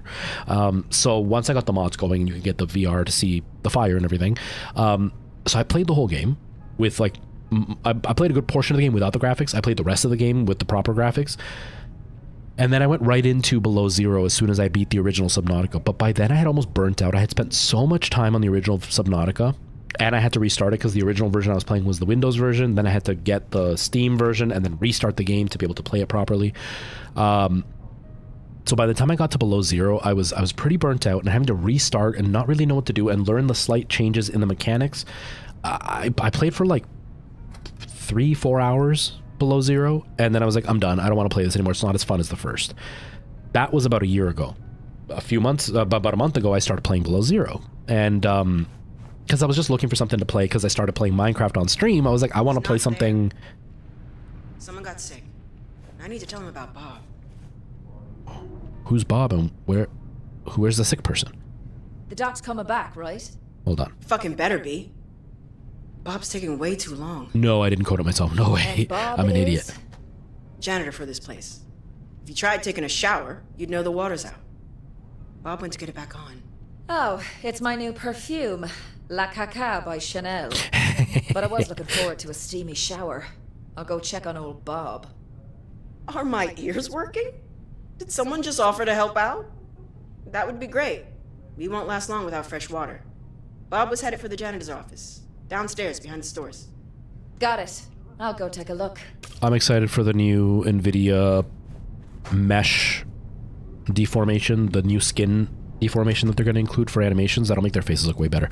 Anyways, no, I didn't code it myself. No. I downloaded it off of one of like the mod sites. I can't remember which one it is. Mod Nexus Mods. That one. They have it. I can't code to save my life.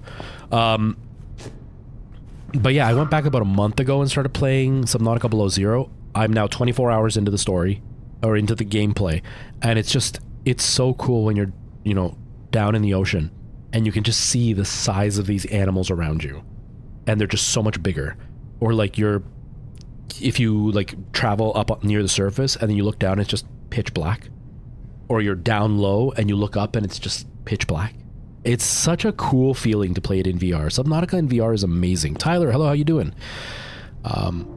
Never delved too much into the story, but it is, Preston. Subnautica's story is very, you feel alone.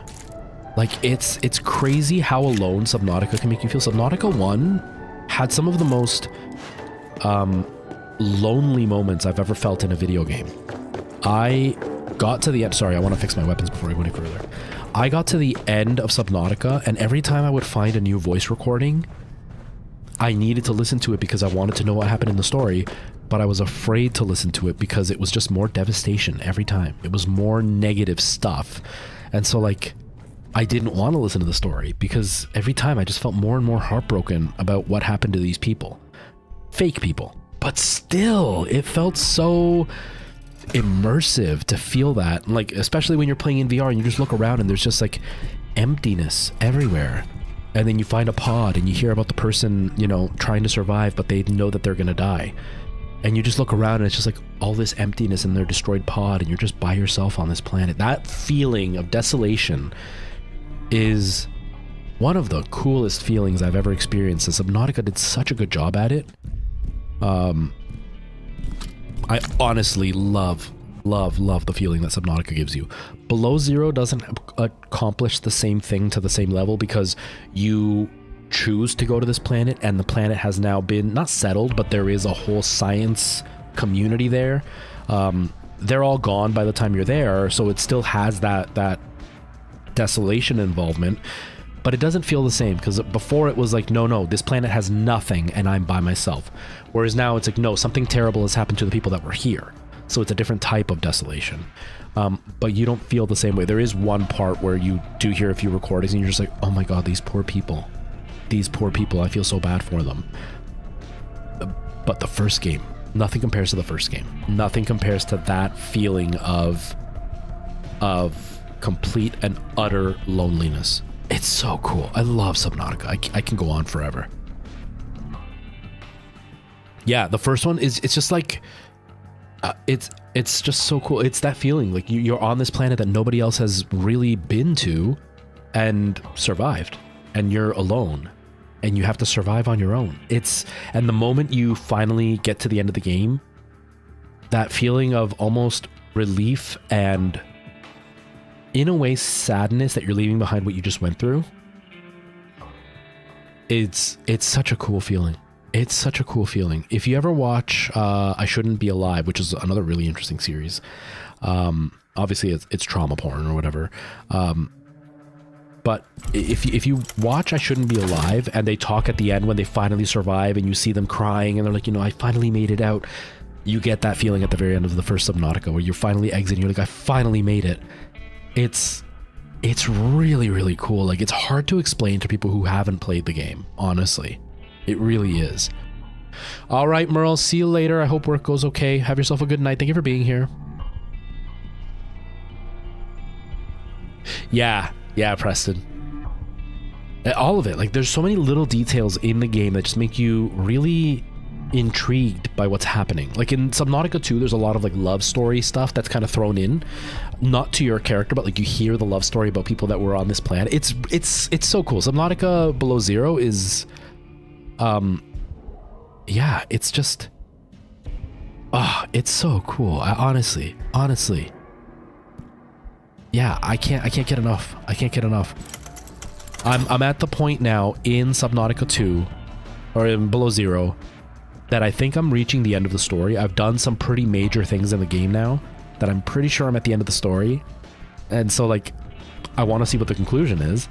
At the same time, I don't want the story to end because I'm having so much fun. So I may end up going back and playing Subnautica 1 on stream. Maybe I'll try to figure out a way to do it in VR and I will do that, but we'll see. We'll see what happens. Okay, what upgrades? Why doesn't it tell me what it is? It's not telling me what it does. Oh, at the bottom, whoops. Critical hits, heavy attacks do increased damage. Increased damage, just want to increase damage.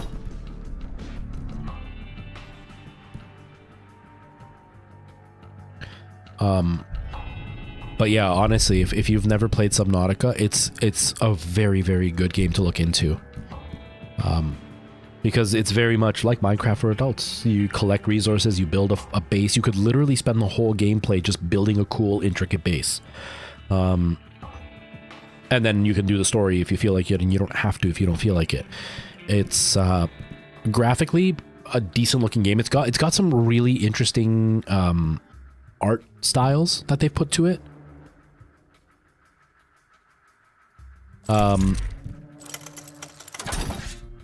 But it looks really pretty, and it's very, very fun. Like it's honestly a very, very fun game. I understand why it was as popular as it was when it first got released, because it's really well done. It's really, really well done.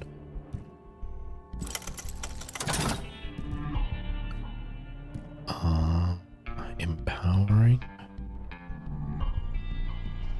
Heavy attacks increase damage.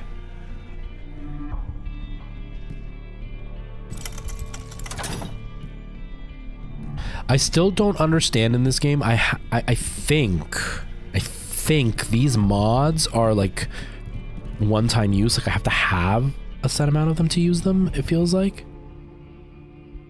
I don't know. Okay, I'll do electricity on this one, I guess. And then we'll delimb them and increased damage. Oh wait, hold on.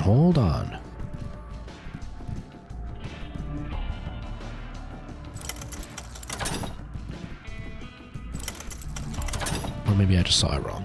Okay, it seems like we got some pretty decent upgrades, so that should be pretty decent. We won't last long without water. Yeah, Preston, I didn't do that. This time I did a little bit of organizing. My base is not anything fancy. But like in Below Zero, you can build a large room, which is like just this, instead of like the little circle pods that you have that you can connect with pipes and stuff, it's just a huge like rectangle basically. I built two of them side by side, one to be like the powerhouse and the other one to be like where I keep all my storage and my fabricator and stuff. But I haven't gone much further than that. But now I'm at the point where like I have too much water. I have more food than I know what to do with. Like I've built it to the point where like I don't have to worry about anything, which is really nice. But yeah, I've seen some really crazy bases. I've seen people build bases in different locations. Like in Below Zero, you can build bases on land. And so like I've seen bases on land. I've seen bases underwater. I've seen bases like deep in caves. I only built the one. But like it gives you a lot of freedom to be able to do a bunch of really cool stuff. It's a cool game. It's honestly such a cool game.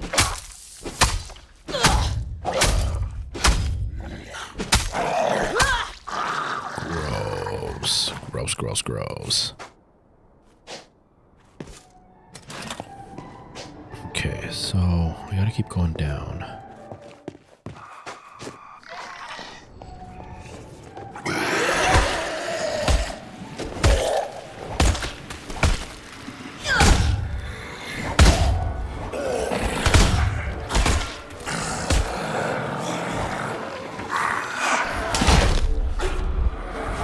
I'm gonna die. No, I'm not. No.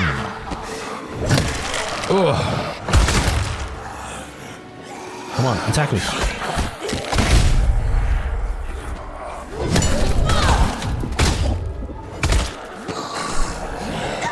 Ugh.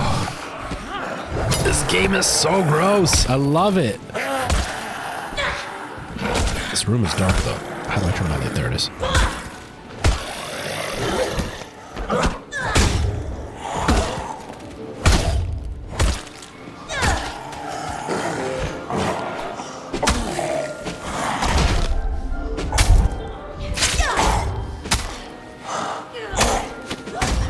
Ugh, that wasn't as interesting though. That one wasn't as good. Oops. Come on, attack. I want to do it again. Come on. Dang it.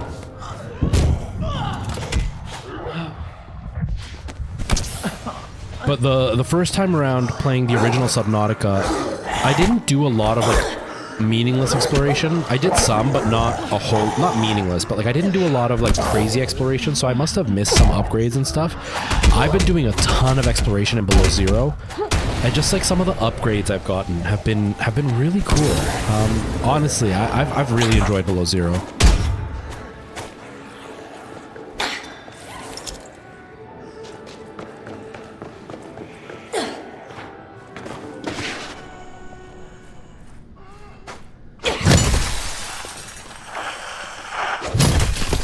Oh, his jaw's broken. Gross. So gross. So gross. What time is it? Okay. But yeah, the game I want to try, another one that I've heard is really fun, is the Raft.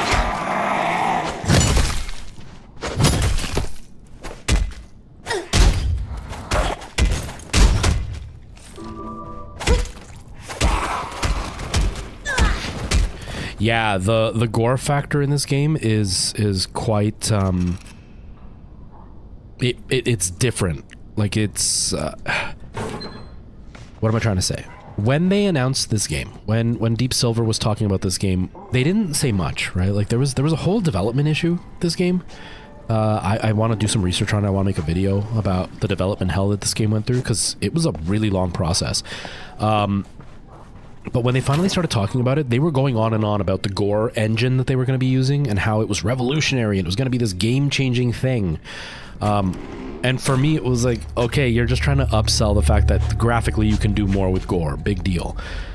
But now that I've actually played it, I can see what they were talking about. I don't understand it, but I can see it, where they've added like a proper engine in the same vein as like a physics engine. A physics engine will calculate roughly what something will do. I remember when PhysX was first introduced. For those of us who are older, we know what I'm talking about, but for the younger folk, PhysX was this big revolutionary thing that NVIDIA added, where smoke would like billow and you could walk through it and it would move out of the way, or like newspapers would fly in the air and if you walked by them it would like change the direction the newspaper was moving. Before, it would just be a static animation that you would see the newspaper floating in the air, but if you walked through it, it was like you were invisible. It just went right through it. When PhysX was introduced, that was a really big deal. It was super demanding on computers, but it was cool. This is something very similar, where the reaction to the damage that you're to the damage you're providing very much is a reaction based on what is happening and not just a predetermined variation. Right then. Must Because like be something around here. in other games, when you slash at a zombie's arm, their arm will get chopped off if you do enough damage to it. But the animation, if you look at the exact same zombie, it'll always be the exact same arm animation. It'll always be the same model with the arm ripped off. It won't look any different. That's why I like stomping. Like, you think of Resident Evil 2. When you blew off the zombie's head, it blew off with the exact same animation. The zombie took 2 steps and then would fall over. Always exactly the same. Resident Evil 2 PS1 I'm talking. This game, on the other hand, will actually break it down to the level of like the type of weapon you're using and the way that you're doing the damage. So like if you're using something like blunt force, you're going to break their jaw off and the skin is going to get ripped off. Whereas like if it's a sword, it's going to be a slashing damage where you won't see as much gore, but you'll see like slashes into the body. And if you hit the ribs, you'll have different outcomes every time. So like sometimes you'll see the ribs, sometimes it'll just be the clothing that rips, sometimes you'll rip right through the whole body and like rip a chunk off of them. So there's a lot more variation in the way the gore is implemented. So it's quite impressive when you think about it like that. But it's not as simple as 1, 2, 3, 4, sadly. And I think the biggest thing is that I was talking about this when the game first got released, that it's hey Chad, how's it going? Welcome. How you doing? How's your day going? when I first started playing this game, I still believe it. I just don't feel it as impactful as I did when I first played it.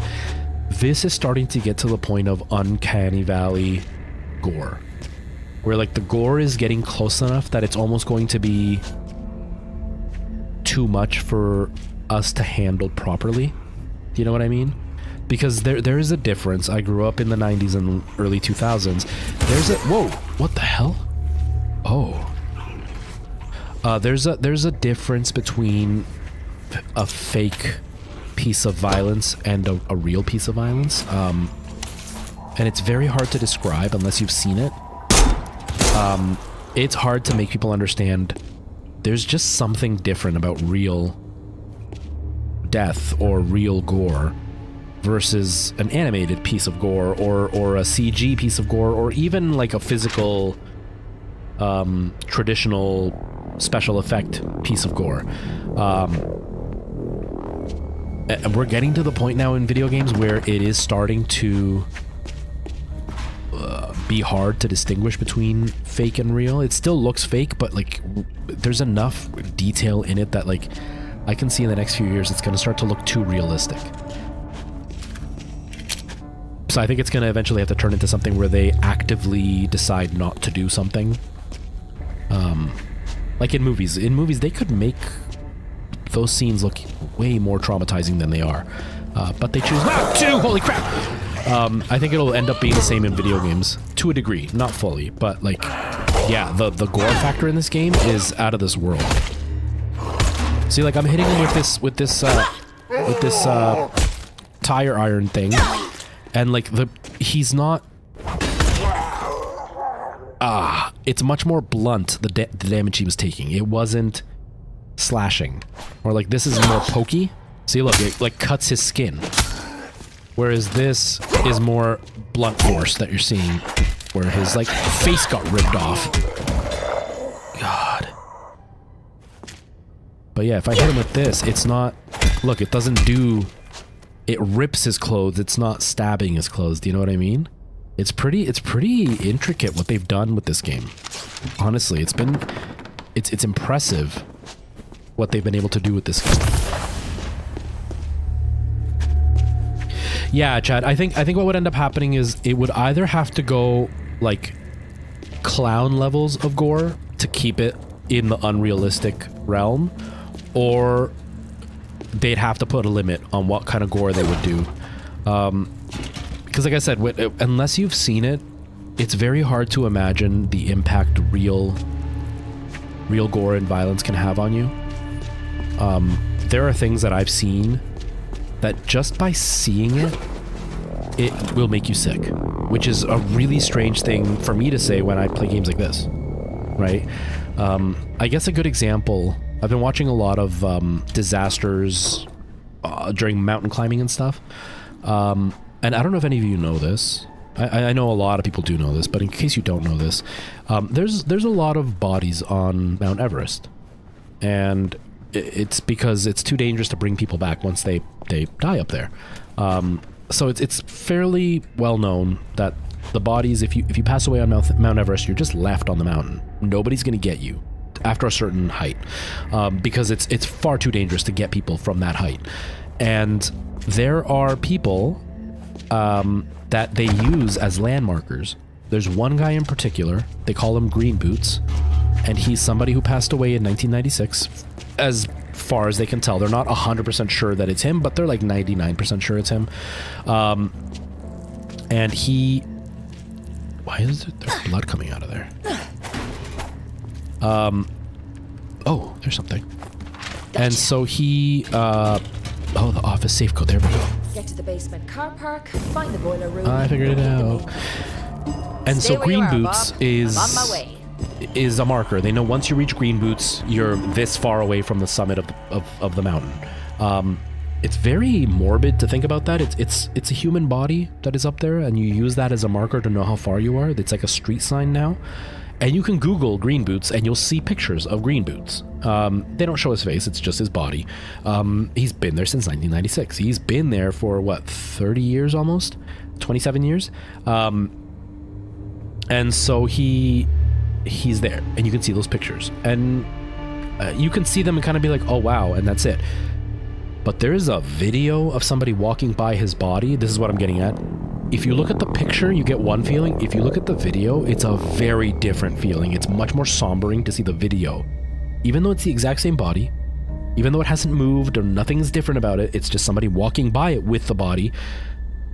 The feeling is just very different between a video and a picture of it. So it's kind of the same with video games and gore. The gore you see in video games, even though it could be less, it can be more extreme than what you would see in real life. There's a difference between the feeling you get watching something on a video game than you do watching it in real life, or in like with a real person. And I think that is a line that developers are going to have to be very careful about crossing, because of the effect that it could have on people. It's a very, very different feeling. So I think zombie games and horror games and stuff are going to push the limits, but they're either going to go to the extreme, like I said, where it's like so over the top that it's cartoony almost, or it's going to be limited and they're not going to cross that line because it's just far too realistic. It's going to be a very interesting future we're going to see in video games, and I'm sure there's going to be a bunch of outrage about what this gore is going to mean for people. You know what I mean?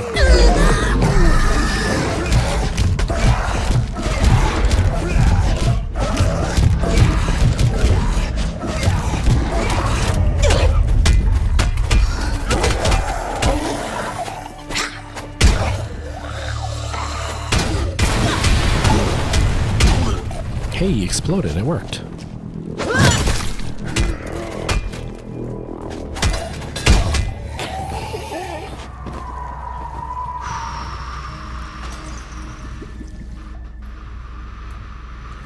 Yeah, I think some games will definitely go for the realism.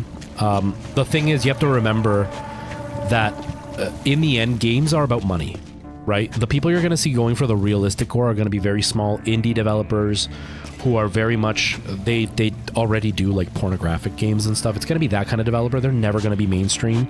Mainstream developers, I guarantee you, will not do it, because it's about money. And look what happened with games like, I don't know if Grand Theft Auto is one of them, but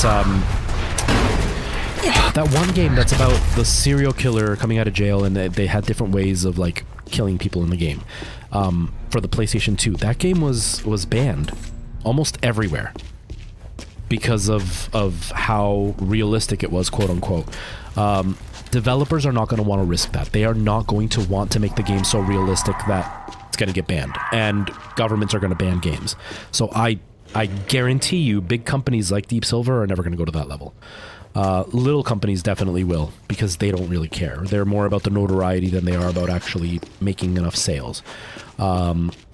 And they don't have a reputation to upkeep, whereas developers have to answer to investors, and investors aren't going to allow a game to be banned and support it still. But yeah, it's definitely going to be something that's going to happen. I don't think we're going to see it mainstream, though, because in the end, it's all about money, and money is going to force people to hold back.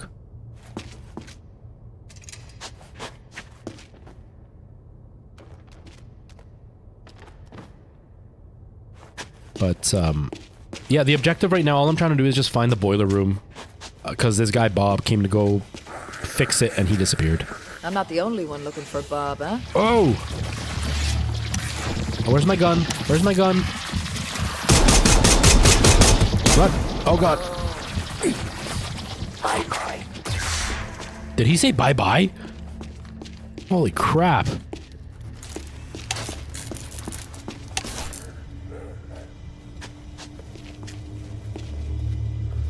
Again, I don't think they would even do that.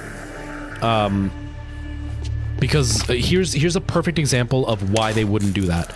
Grand Theft Auto, one of the most well-known crime simulators in the world, where they literally, you know, do some of the most obscene things as far as like the mores of life. You know, theft and prostitution and all that stuff is in this game. We all know that that's what Grand Theft Auto is about. There's no surprise that that happens in the game. they have scenes where you can pick up a prostitute and you will quote unquote have sex in the car, and that's part of the game. But then Grand Theft Auto San Andreas came out, and there was the hot coffee incident. If you don't know what the hot coffee incident was, it's where somebody was able to find a part of the code that had the lead character having sex with another character in the game. Now, the only way to access it was through actually like breaking the game. You had to do some kind of like hacking to get the hot coffee thing to work.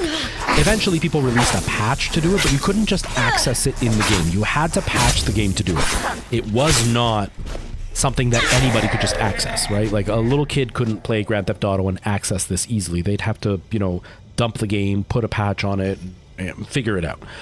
It's a whole process. The amount of people that would actually do that is a very small percentage. Like a very, very small percentage would actually do that. They pulled every single copy off the shelves and then re-released the game without that code in it for something that you couldn't just access. So I'm 99% sure they wouldn't release an unedited full gore version anywhere, because a PS2 game with simulated sex and it was only accessible through like hacking the game didn't come through. They're not gonna allow it for it to just be out in the open. You know what I mean?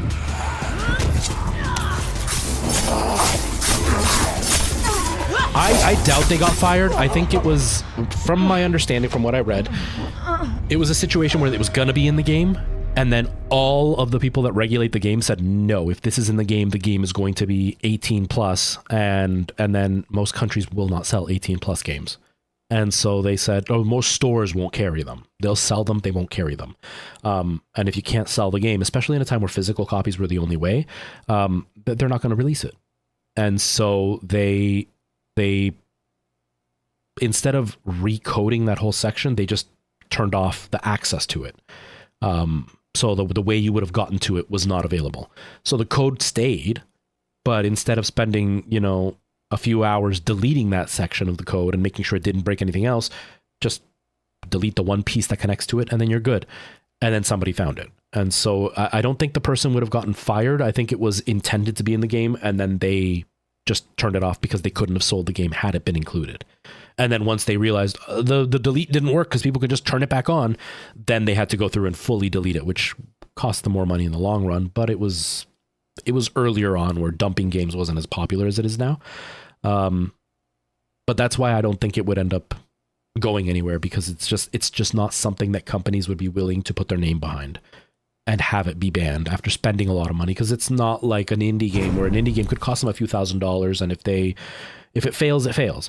Whereas like something like Grand Theft Auto is multiple millions of dollars, and if it's going to get banned, all of a sudden you can't access it by a lot of people, and they're not going to make their money back, so they're just not going to include it. So there's a lot more. It's not so much that devs wouldn't want to. It's, in the end, it's about business. It's about money, and outrage will definitely take money away, and they will definitely walk away from that, because they would rather have people be happy to make more money than to push the boundaries and have people not buy their games.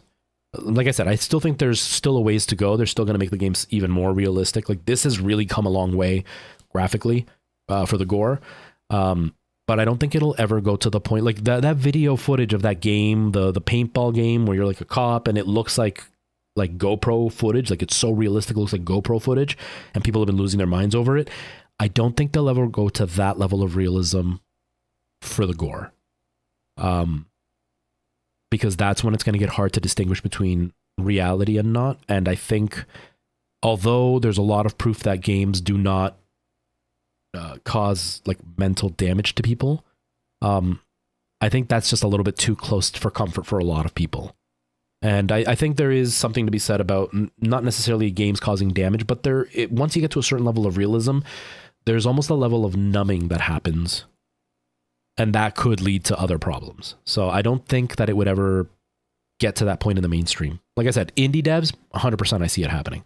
But big developers, like a Dead Island with that level of graphic gore, I don't think would ever happen, just because it wouldn't be acceptable. Australia still bans games now because they're too violent. So like, I just don't see it happening. I just don't see it happening. Yeah, you wouldn't be able to stream the game. That's another big thing. There's a lot that would get in the way. I don't think devs wouldn't want to. I just think there's just too much to get in the way. Like, I'm all about graphics, and I would totally be down for realism. But I think that's where you start getting to the crossing the line level. It's the same with movies, right? It's the same with movies. There are certain things that you just don't really do in movies. Because it would still be too much. I worked in healthcare. There are processes when somebody is passing away, actively passing away, that happen to every single person that is actively passing away, and no movie depicts it because it's too much. It would be too realistic. And they don't show any of that in movies, although they could show it. They don't, because they don't want to cross that line. So the movies are a very, very good representation of where we would go. It's like zombie movies and stuff. Movies, they have heads blowing up and blood, guts, and gore, but there are certain things that they do not show. Like when someone's actively dying and they're holding them in their hand, there's like, oh, I'm dying. Oh my God. And that's not what somebody sounds like when they're dying. They could very easily do what people do when they die, and they could very easily recreate it, and they don't, because it doesn't add anything to the story. And if anything, it just makes it too realistic that it would make people too uncomfortable. So it would be the same thing with the games. It wouldn't add anything to go past a certain point, and instead would actually detract from what they're trying to do in the game. That's why I think indie developers would do it, because they would want to go for that shock factor. But big developers, they don't want that. So I'm positive that wouldn't happen. Positive it wouldn't happen. Because it's more about pleasing the masses than it is about pleasing a few people.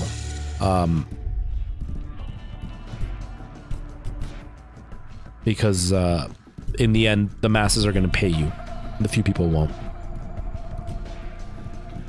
Okay, so...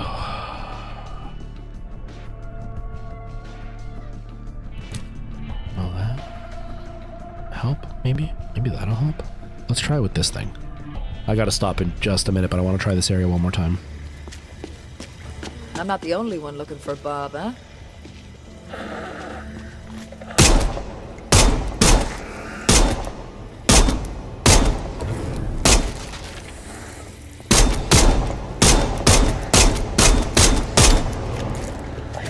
Here we go.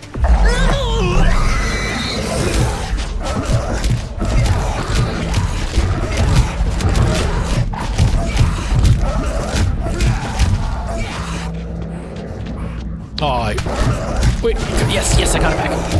Oh, I lost it. It's okay, I was able to kill quite a few of them. Crap. Should have probably waited till this one showed up.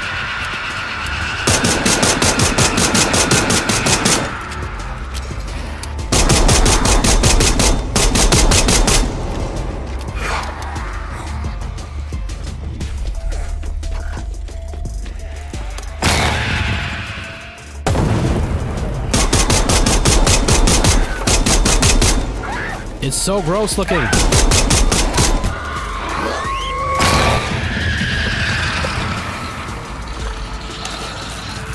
Oh, you puke fire? How the hell do you puke fire?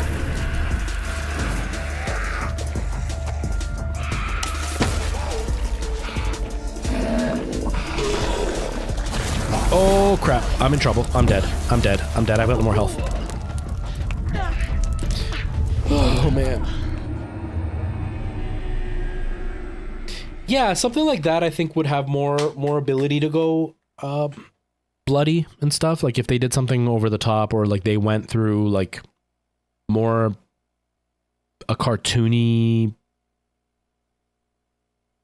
like I said, if they went over the top extreme to the point where like the violence was cartoony, I could see it happening at that point. It's kind of like what's his name did. Oh God, what's his name? Was it James Cameron? No, it wasn't James Cameron, was it? It was another really renowned director. What's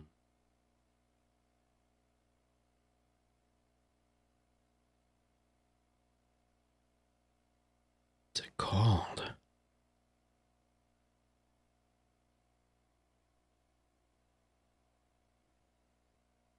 Hold on, give me a second here. I'm just looking. What is it called? a really renowned director made an almost hilarious movie.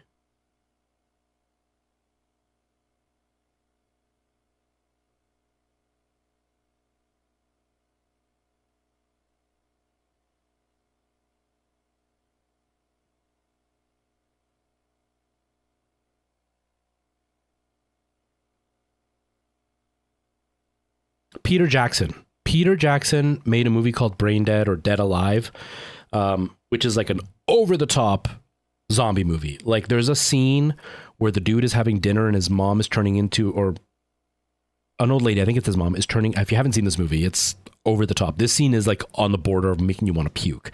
She's slowly turning into a zombie and she gets these pustules on her face and they're getting ready to eat and the pustule bursts and all the pus goes into the soup and then they eat the soup.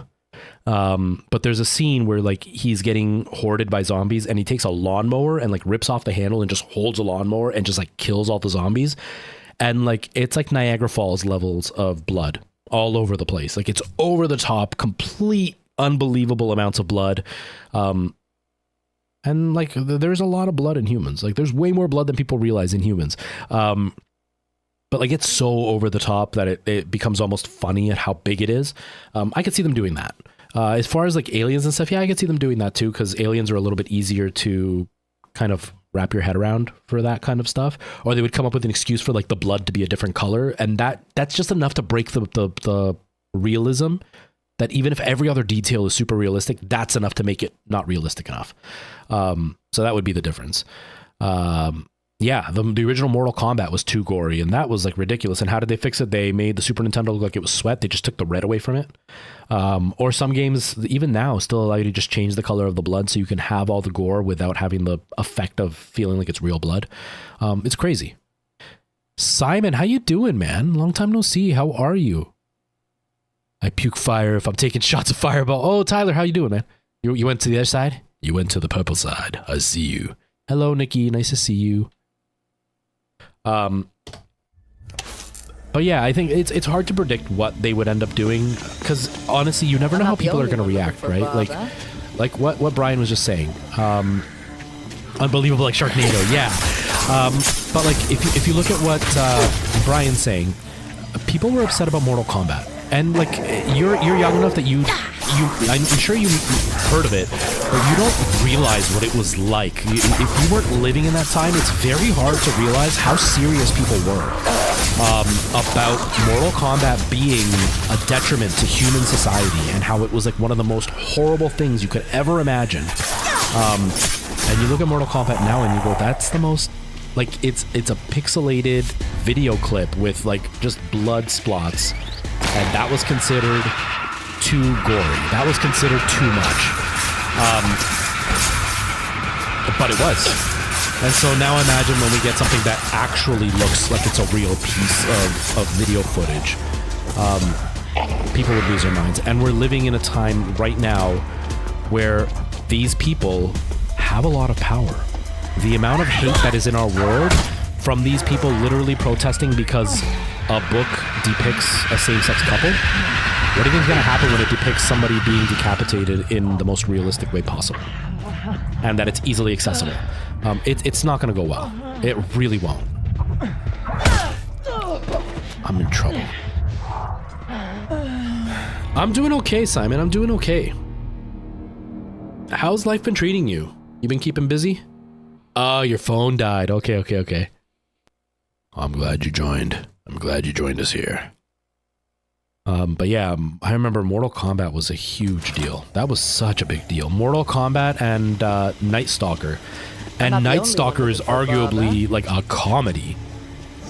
Like they were vampires that walked around like friggin' clowns. Yet that was too much for people to handle. Like times have changed. Obviously, this would have melted their brains. But still, don't discount the religious, over-the-top, super conservative people out there that'll like act like something too realistic is going to instantly make their kids into some kind of a terrorist or something. It's crazy. It's easy to think that it wouldn't happen because a lot of the people that are into gaming now weren't around when that happened, but I was, and I remember how like parents believed what they were being told. They had no idea about video games. They believed what they were being told. I had a friend, we were like 13, 14 years old, and I had a friend whose parents wouldn't allow him to play any video games unless they were like full-blown educational, like Math Quest, like those kinds of educational games. Like he wasn't allowed to play anything if it was not over-the-top educational. Even Mario, he wasn't allowed to play. And I was seen as a really bad influence on him because I played video games. It was a very, very unique time back then, but it's not impossible to happen again. Yeah, there's different games that have completely, still to this day, been banned. Australia is one of the more famous ones that bans a lot of games. China bans a lot of games, but that's more to do with like the way that they treat their laws and like the whole civil peace type thing, where they talk about like anything that may lead to some civil unrest is not allowed.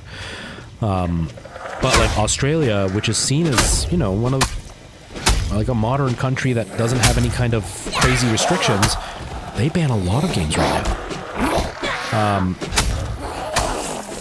And so like it's not unheard of.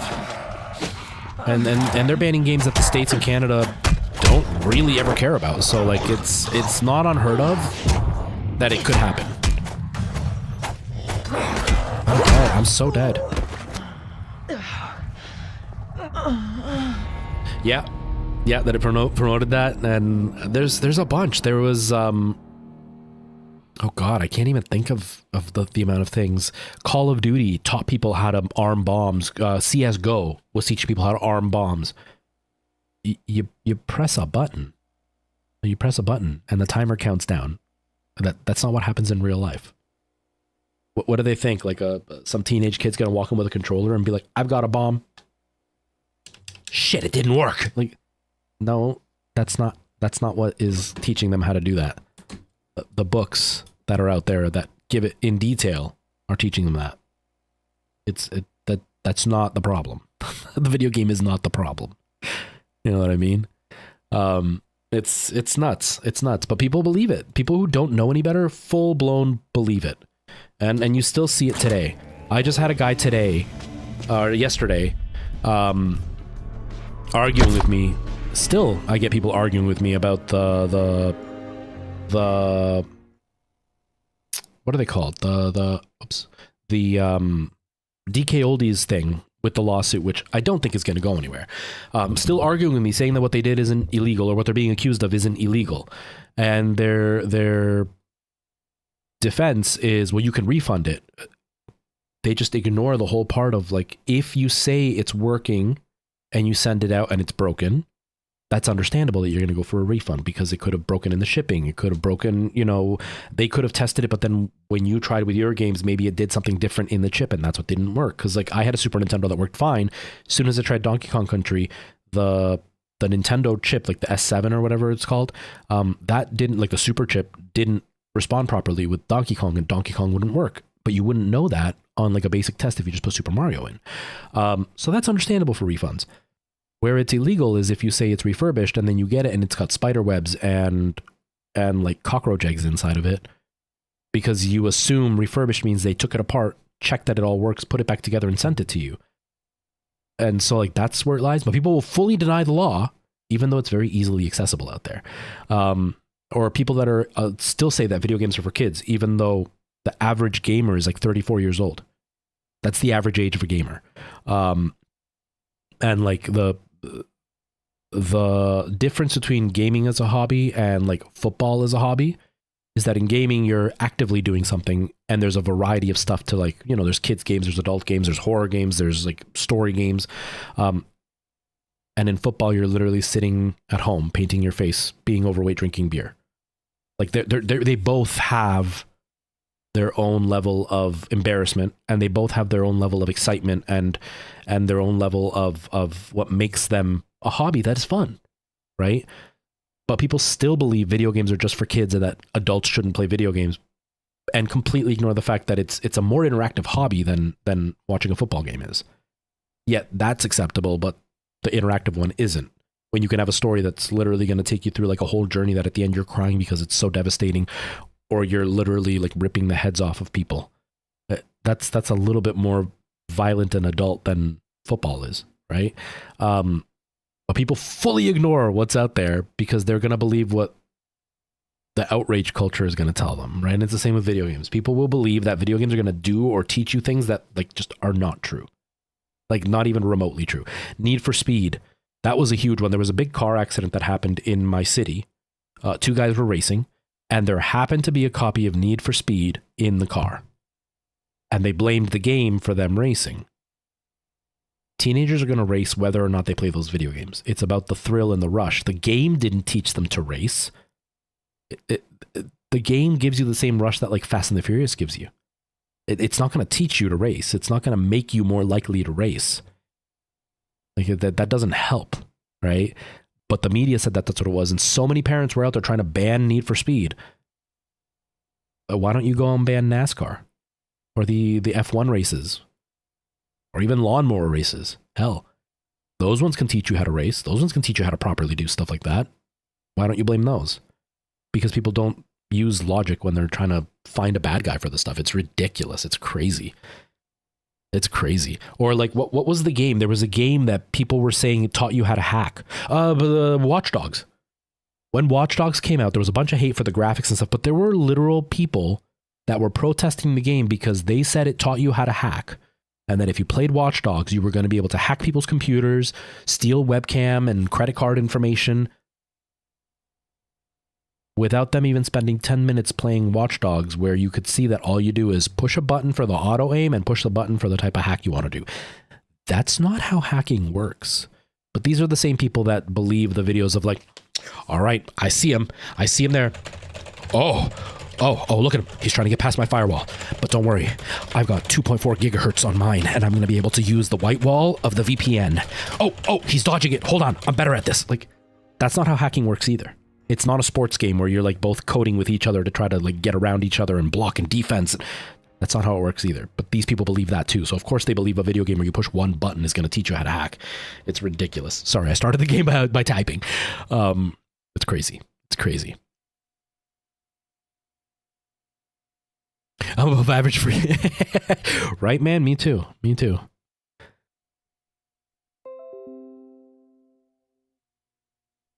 Oh, geez, guys, Buck. I hope you're doing okay. I hope you're doing okay. No. So Tyler, the TikTok guy, ended up blocking me. The DK Oldies guy blocked me. He couldn't handle the heat. He was trying to show how much he was owning me, but then the second I embarrassed him in front of an audience, and the video didn't get very many views. I think it's got like 3,000 views. It didn't get very many views. It was enough that it embarrassed him because there was a few people that went back to his comment and made fun of him in the comments. He harassed me for a few weeks, commenting on everything, coming to my streams and everything. And then he couldn't handle like 3 comments on his comment. That just shows like how delicate these fanboys are. It's so stupid. It's so stupid. That was my favorite with this guy that just argued with me about DK Oldies. He commented saying that like you could just refund it, and I was like, that's not the problem. The problem, like, it's fine if you could refund it. Like, the problem is that they're offering something that isn't what they're actually giving you. And then he's like, oh, you know what you're getting into when you buy from them. I'm like, that's the problem, is you don't know what you're getting into because it says refurb, and then you get it and it hasn't even been wiped down, so it wasn't refurbed, so you don't know what you're getting. And then he's like, but that's why you refund it. I'm like, dude, I'm not going to argue with you anymore because clearly you're just trying to white knight for these guys and ignoring all the laws and precedents that are out there for false advertising. He's like, it's not false advertising. You know what you're getting into. I'm like, no, it's literally the definition of false advertising. They said they're selling one thing and then they send you something different. That's the point. And then he's like, I'm not a fanboy. I don't care about this. You're pathetic who plays video games anyways. Get a life. Like, you don't care about it, yet you commented on the video and then continued to defend them, ignoring every piece of law that's out there because you were so upset. But sure, make fun of me for playing video games when you could have just swiped instead of argued with me for the last hour. Like, who's the pathetic one, really? It's crazy. Was that Florent sending the heart? Although, oh, okay. I was going to say, on my screen, it looks like a shrimp, but no, I see the heart. I see the heart. Thank you. Thank you for that. Luis, how you doing? Welcome. How are you? I hope you're doing well. Yeah, some of the prices are insane. Like I was talking to one guy about this who, you know, had an opposing opinion in the sense of like, if the business works, you can't blame the company. 100%. Totally get it. I think it's morally gross, but yeah, totally. Beauty of capitalism. But we did come to like an agreement in the sense of like, I get people paying an expensive price for the convenience of it, right? Because there are games that I would love to have that I'm never going to find in the wild. Or if I am, it's going to be very hard, and it's not going to be like Silent Hill 1. It's almost never seen anywhere, right? And so if I'm going to pay an obscene price anyway, what's another $100 for the convenience of just getting it right away from a place like DK Oldies, which has a huge library of stuff. In that aspect, okay, I get paying the obscene price. But like they're selling things that are easily accessible, like NES systems for $300 when you could just go to a used game store and get it for $60 with 2 controllers. Like that's just obscene. You know, and it's gross. And then you get it, it's not even refurbished and it doesn't work. Like that's where the problem lies. Like if you're going to pay for the convenience, I would hope that it would at least be cleaned up and works, and you know, all the pieces are put back together and not just like, you know, school glue to hold the power button because it's broken. I would expect them to replace it. If I'm going to be paying that obscene price for the convenience, at least make sure that it's decent quality, right? I've had people argue with me, they're 20-year-old systems. What do you expect? Go to eBay and have that. But eBay is not a business that promises that it's going to send it to you in high condition. DK Oldies is. There's the difference, right? But I get paying the obscene price for the convenience. I still think it's kind of scummy, right? Businesses like that are what have made game collecting what it is now, where it's no longer about the hobby of it. It's now about making money with it. And that's really frustrating because people who really enjoy a said game can't get it because it might be worth a lot of money and somebody else wants to sell it for money rather than, you know, actually play the game. And that really sucks. That part really, really sucks. Yeah, $350 for Legend of Dragoon. That's crazy. Good, guys, Bach. I'm glad you're okay. Glad you're okay. But yeah, it's just it's crazy. But going back to the whole gaming thing, that's what happens. People get really outraged, and it has a big influence on gaming. It has a really, really big influence on gaming. And I think a lot of the younger gamers nowadays don't realize how influential people can be when it comes to video games. And a big problem is the gamers themselves. When I make videos calling out companies, not DK Oldies, but when I call out like Nintendo, or I call out Sony, or I call out Microsoft, there are always droves of people defending them and telling me to stop crying, and that's what gaming is. Because they're too dumb to realize that they're just allowing this abuse to happen instead of standing up to it and forcing the companies to not abuse its gamers, right? It's not about one company being better than the other. It's the whole business model abuses a lot of gamers. And so if we don't say anything, then they'll just continue doing it until eventually it gets to an egregious point. For example, they used to release games and you would play them. Then they started to have, like, you could buy what they called, it wasn't called DLC back then, it was an expansion pack. You would buy a secondary part of the game for a set price, and it would add more to the game story, or it would be a totally new chapter in the game or whatever, but it was its own thing. You could still play the game without the expansion pack and get everything. So they went digital. Okay, cool. A little bit more convenience. You could just download it right into your game and you're good to go. You don't need to like go and buy a separate disc and then, you know, install a totally different installer just to have the game connect with the original game. Cool, convenience is there. But then what happened? They started releasing the game without the portions that were in the expansion pack, now called DLC, which would carry really important keys to the story. And if you wanted the whole story, you needed to play the DLC because you couldn't enjoy the full game without the DLC. So it started to get kind of gross. And then they started to like include these DLCs as part of the roadmap. Now you weren't going to get the game. Now it was like, oh, there's this game and there's going to be 4 DLCs because we're not going to release the whole game until all 4 DLCs are included for the whole story. So you've literally taken the full game and then chopped it up and then sold it to me in pieces now instead of the full game. Why? Because no gamers complained. Their fans didn't complain. Gamers complained. Not enough of them did. And then that's where the problem lies, right? Is enough gamers are such fans of these multi-billion-dollar companies, and they ridicule anybody that calls them out into a point of submission where then the company just goes, I can get away with it. It doesn't matter. You know, I had one video that I did making fun of the Xbox Series S, and everybody was calling me a Sony fanboy, and I'm such a suck up for Sony, and I'm disgusting, and blah, blah, blah. I just recently made that video talking about the Xbox, how they bought out Bethesda because of Sony. Now I'm called an Xbox fanboy, and how I'm a hater of Sony, and I should just stop and suck it up, and blah, blah, blah. Well, which am I? Am I a Sony fanboy, or am I an Xbox fanboy? I can't be both. I can't be like a big shill for both companies unless I'm some kind of business genius. But it's because those toxic gamers cannot hear that their mentality is toxic and that the company doesn't care about them. And they get so upset about it, like so mad about it. It's ridiculous, but they're the ones hurting the company. They're the ones hurting us because the companies are getting away with it because nobody stands up to them. If these toxic gamers weren't part of the community, things would be a lot better. And it's the same with the collecting. If the collection wasn't about money and it was just about enjoying the games, it would be a lot easier to get these games that you really enjoy versus, you know, paying $1,000 for a copy of a game that somebody never is going to touch because they don't care about the game. They want just the collecting for the money. And it kind of sucks. It ruins the whole hobby, right? I play for both teams. It's exactly what I do. But yeah, it's frustrating. It's really frustrating. So places like DK Oldies get away with it because enough people defend them. Like my comments are full of people defending them. There's mostly people bashing on them, but they're full of people defending them. And that's how they get away with it. Unless people hold them to account, they're just going to keep doing it. They've never apologized. They've never addressed it in any real way. They addressed it by saying it was all rumors and lies, even though we all show footage of what happened. I've been accused of being part of some greater cabal that's set out to take down this innocent mom and pop shop. I've never met Spawnwave. I wish I had.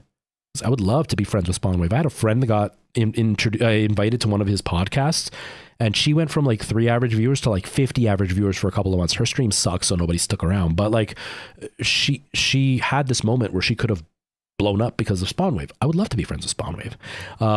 Or who was the other one? The skinny guy with the glasses. I don't remember his name. His house burnt down a while ago. He does a lot of gaming and tech stuff.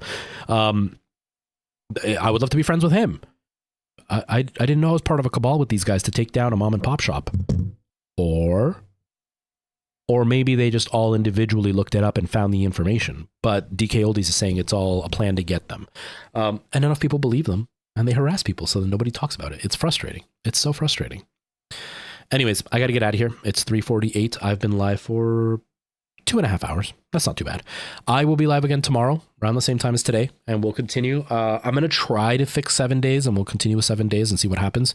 If I can't fix 7 days, then we'll just leave it, and maybe I'll play Minecraft or I don't know.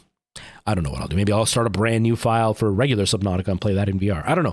We'll see what I decide. Hyper, thank you for popping in, even though it's for only a couple minutes. You caught us right at the very end, but I appreciate you popping in anyway. But I will see you all tomorrow. Have yourselves a really great game, a really great day. And yeah, either Minecraft or 7 days tomorrow. We'll see what happens. We'll see how I feel. And yeah, thanks for all the love and support, everybody. TikTok, I will see you all in like 20 hours or so. Have yourselves a great day. See you later. Take care. Bye-bye. And Twitch and YouTube, thank you all for hanging out. I appreciate it. And I'm sorry that it was such a mess with everything, with the games and all that. I know the names didn't change for everybody, and it was a nightmare. Nothing I can do about it. All right, everybody. See you later. Take